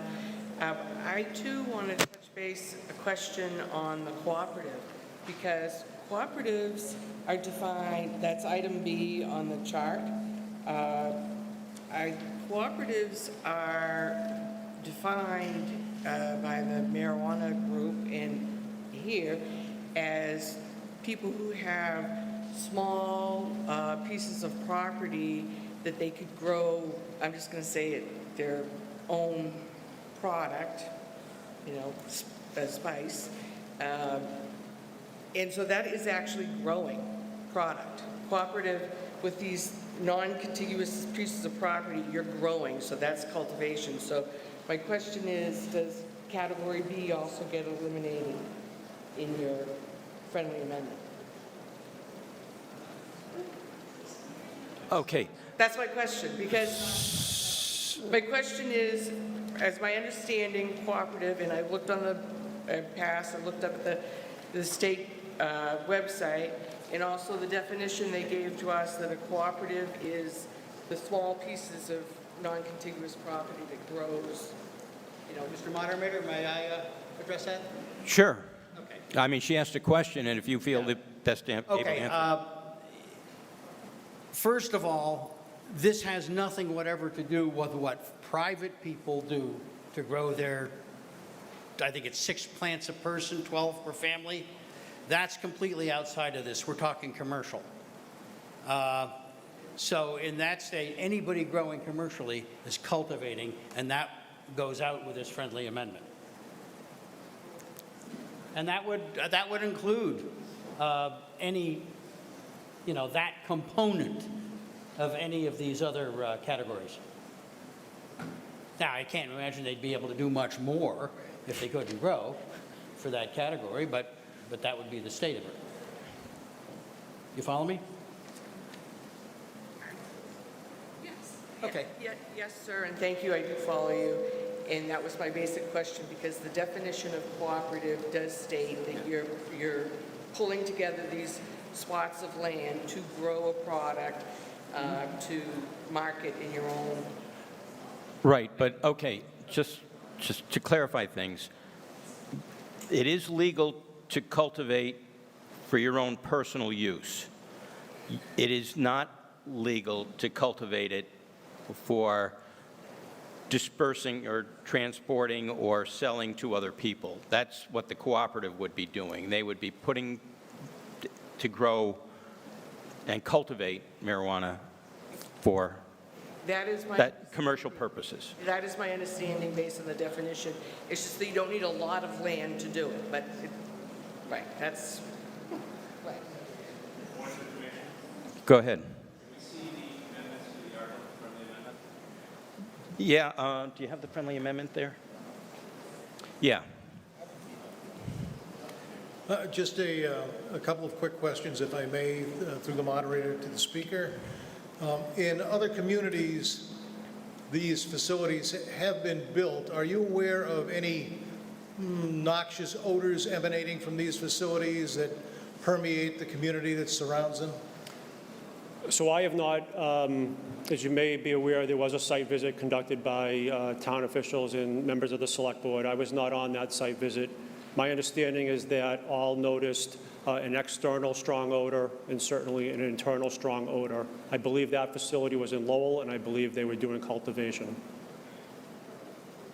But you don't know whether they were processing?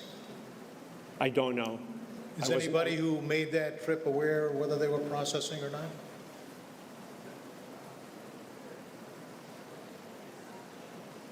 Plants growing generally don't emit a strong odor. Good evening, Jim Spinney, Police Chief. I attended a tour of a facility in Lowell, and I found the odor quite strong in and around the facility outside, yes. Was it just growing plants, or It was a cultivation establishment. It was not retail. My understanding is it was not retail, it was cultivation. And the plants went elsewhere after they were done? I'm not sure of that. I just know they cultivated and processed. And processing. I'm sure the idea of a cultivation and processing center is to ship it to other locations, so I'm sure that did happen. I can just tell you that my firsthand experience was a very strong odor around the exterior of the facility. Thank you. You may start there, Clark. Well, Mr. Thorne, I think there's going to be an amendment to this in addition to the friendly one, and you can argue it, but we're going to address the amendment before we get to the underlying article. I'll argue the main motion irrespective of the amendment. Okay, that's fine. The opportunity to create facilities that process marijuana by taking in large volumes of marijuana, separating them, rolling them up, packaging them, creating edibles or whatever they might want to do with them is not the culture of Chelmsford. Being able to be near these facilities, if they're just processing it, and I have heard numerous occasions that there is a noxious odor that emanates from these facilities. I don't think 500 feet from a school is enough to dismiss that odor. And I also noticed in the presentation that there is no separation from childhood services buildings. whether it's kindergarten or other kinds of child services. So you can put one of these facilities right up next to a building that's servicing little children. Again, there's going to be traffic for that, but I'm not going to speak to that. I think that the idea of having Chelmsford known as a processing center, a place to take your raw marijuana and get it set up for delivery to retailers is probably not the way we want our town to be known. Just because Revere does it, Lynn does it, Brockton does it, doesn't mean that Chelmsford should do it. So I think we have enough issues to deal with without inviting large volume manufacturers of marijuana products into the town by passing this article. I urge you to vote against it. Thank you.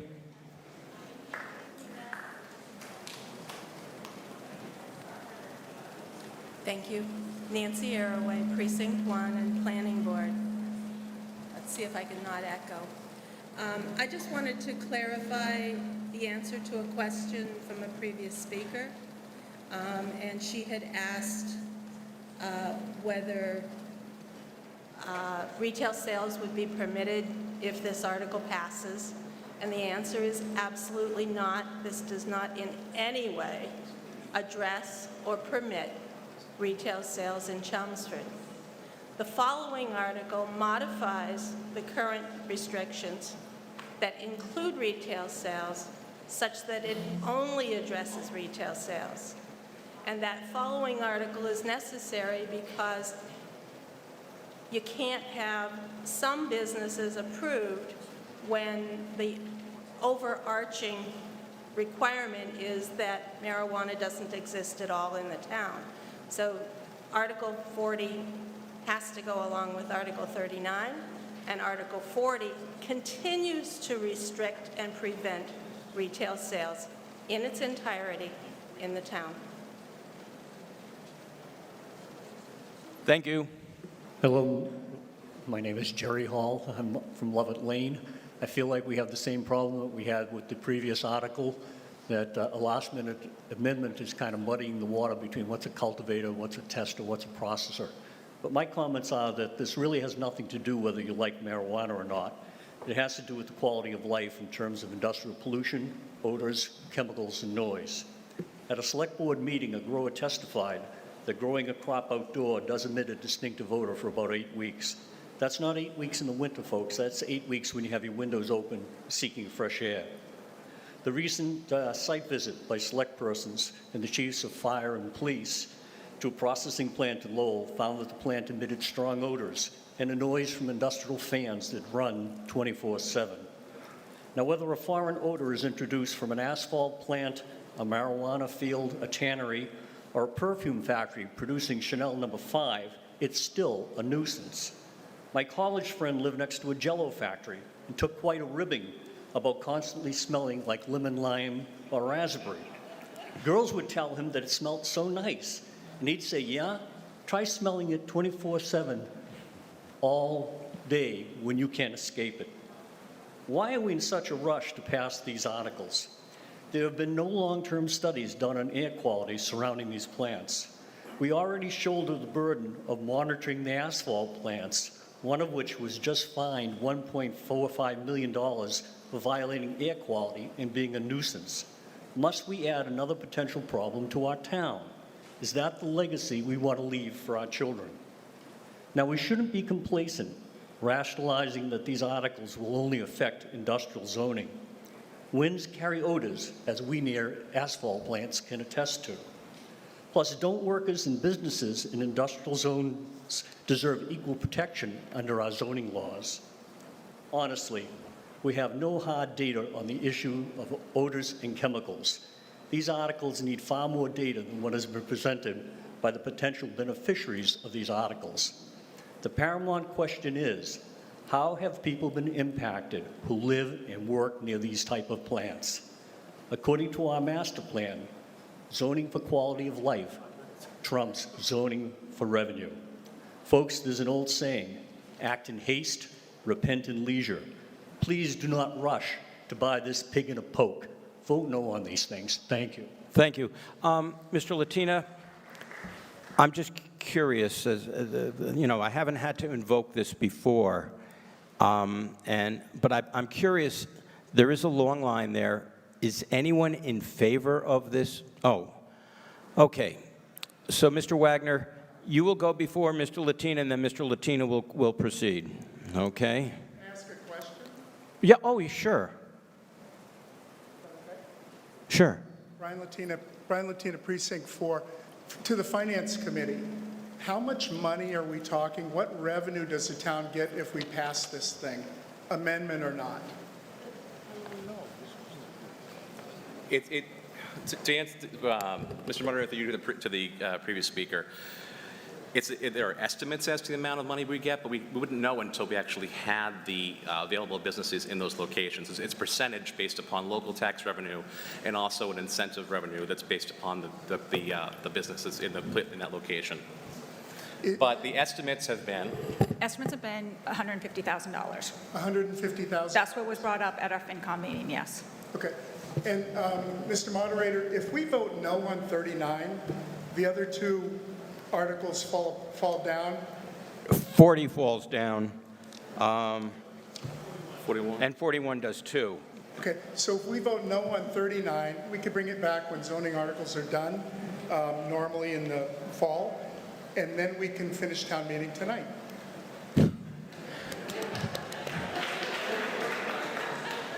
Okay, Mr. Wagner, you are in favor of this. So I'm in favor of the amended article, which specifically removes cultivation because, and you can start my clock, because cultivation is really the thing that brings the most odor. Packaging and transport really doesn't have that much of a odor production. The incident that the chief mentioned from Lowell was because that the facility was a cultivation plant, not because it also did packaging. I'm removing. So I am in favor of this because, in my opinion, we incorrectly voted against these facilities a few years ago and have lost out on tax money from the state because of that. The use of marijuana is legal throughout the state, just like alcohol. Under proper controls, it is perfectly acceptable. And the think about the children, grasp your pearls actions of some members of this community seem overdone. Because what do you tell your children when you drive by a liquor store? The same thing you tell them when you drive by a marijuana store. This is not about stores in this article. This is about the other facilities, but the same thing holds true. The one thing that I really need to have clarified is, again, regarding the cultivation, because we removed cultivation from all the things, but several of the people that I have talked to have commented on the remaining of the co-op, which has other things other than cultivation. But as I understand it, there are potentially some exceptions to that would still allow people with a certain amount of land in town to cultivate it on their land under a LLC co-op. Is that accurate? Would they still be allowed to do it on their private property if they have an LLC? I think he's asking you. I'd have to take a look at the bylaw and take a look. Give me a minute.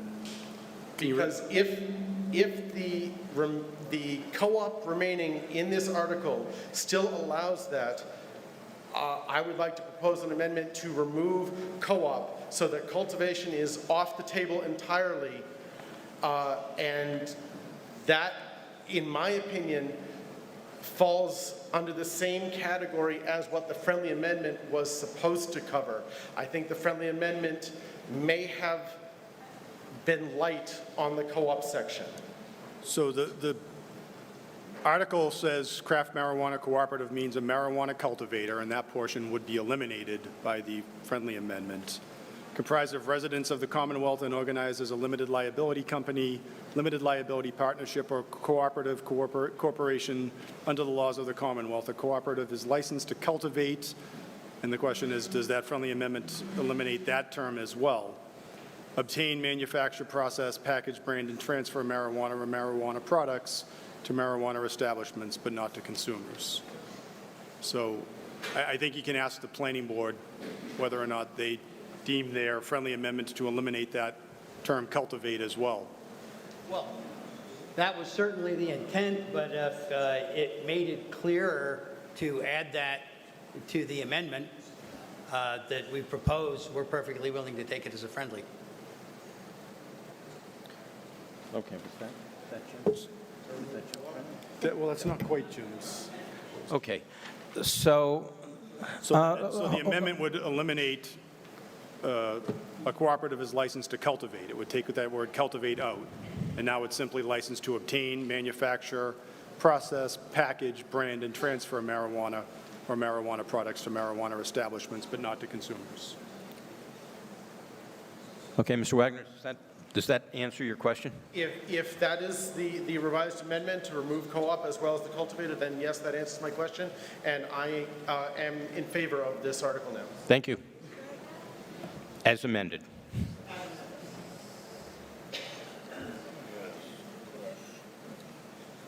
Chris Bowman, Precinct 4.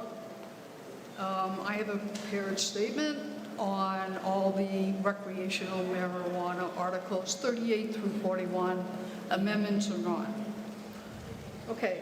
Well, let's stay with 38, because if 38 goes down, then, or 39 goes down, Well, then... it's since they are a set, Okay, a bundle, right? fine. Okay. So in summary, going after and promoting non-medical marijuana businesses and potential corporate revenue of $150,000, of which FinCom has determined town resources would meet or exceed $150,000, so there's no net financial gain, is contrary to the Town Charter, Town Code, Zoning Act, Zoning Code, and contrary to the public health of the people of Chelmsford, betraying the public trust.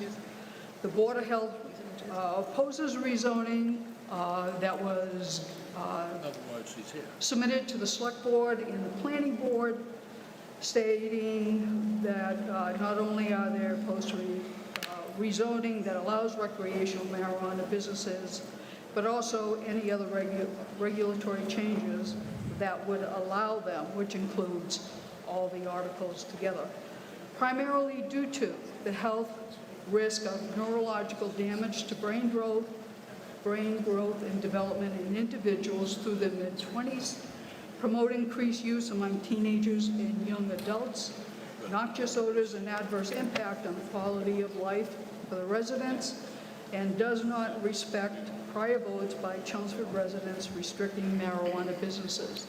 The Board of Health was ignored. The Zoning Act defines zoning as ordinances and bylaws adopted by cities and towns to regulate the use of land, buildings, and structures to the full extent of the independent constitutional powers of city and towns to protect the health, safety, and general welfare of their present and future inhabitants. So the purpose of zoning is to regulate... 1 minute. In order, thank you, to protect the health, safety, and general welfare of the citizenry, present and future, not to promote zoning bylaws for the benefit of special interests, as is happening here. The town code currently prohibits recreational marijuana businesses, which is straightforward, is not ambiguous, and represents the will of the people by direct vote, and voting against the 2016 state referendum on allowing non-medical marijuana businesses. So allowing low-quality drug businesses to come to Chelmsford is in direct opposition to the town code and the will of the people, the town charter, and the zoning act. Please vote no on all of these zoning articles. Okay. Thank you very much. Okay. What's the story with this? I actually have a point of procedure, if I may ask. Yes, go ahead. Okay, I have an amendment, which I had presented, which is not the same as the friendly amendment, so I was wondering how that gets integrated into our conversation. Which one is yours? My amendment eliminates everything except for laboratory and research. So all items are eliminated except for item E, laboratory, and item G, research. Okay, so,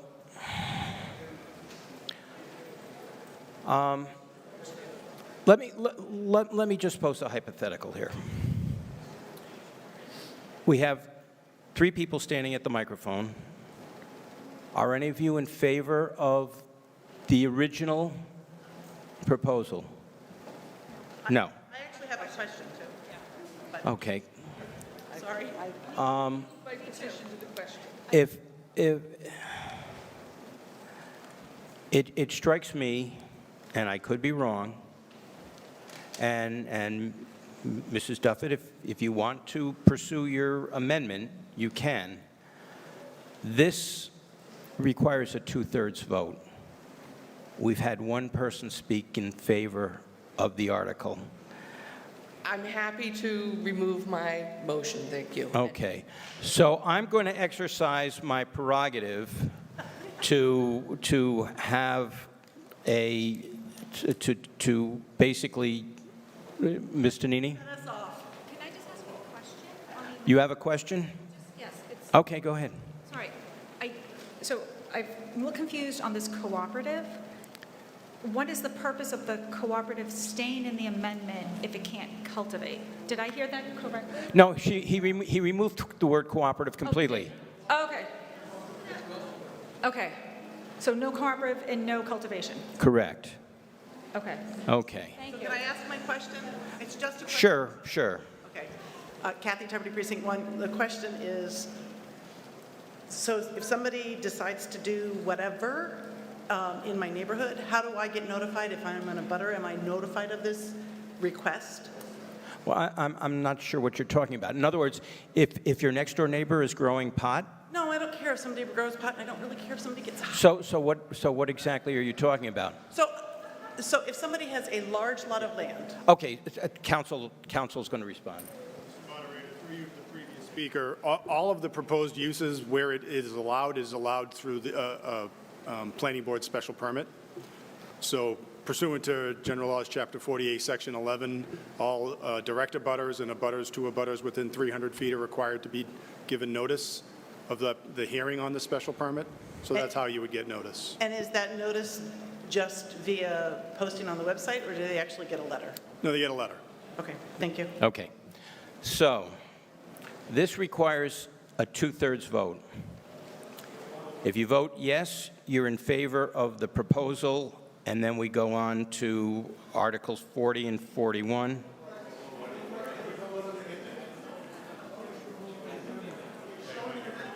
Oh, okay. That's the friendly amendment, right? Oh, that's Kathy's amendment. She withdrew it. She withdrew her amendment.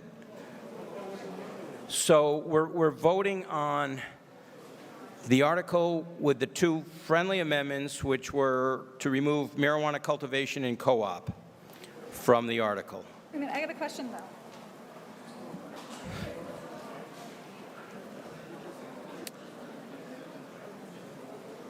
So if you remove cultivation and cooperative, then what does a micro business do under this?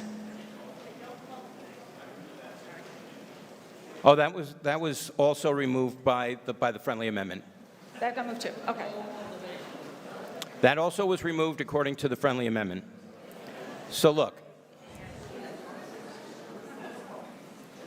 if you're in favor of the article that doesn't provide for co-op, micro whatever, and cultivation, and you want marijuana, whatever the rest of it's left, to be in town, you're going to vote yes, but we need 2/3 of a vote.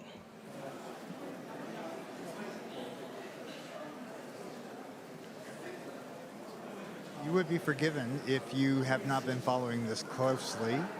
I actually think that the moderator... We're voting on whether or not you want marijuana businesses of the... No, the two contested amendments have been withdrawn. We're voting on the article. With two friendly amendments that I think arguably should not have been allowed to go forward as friendly amendments. But in any case, since this requires a 2/3 vote to approve, it doesn't look like it has that. And so The we article will be fails. ending. 46 in favor, 67 opposed, 4 abstentions. That also negates number 40 and 41. So our business is over. I'll entertain a motion. Okay. Motion to adjourn. All in favor? Have a good summer, everyone. Oh, actually, let me do this.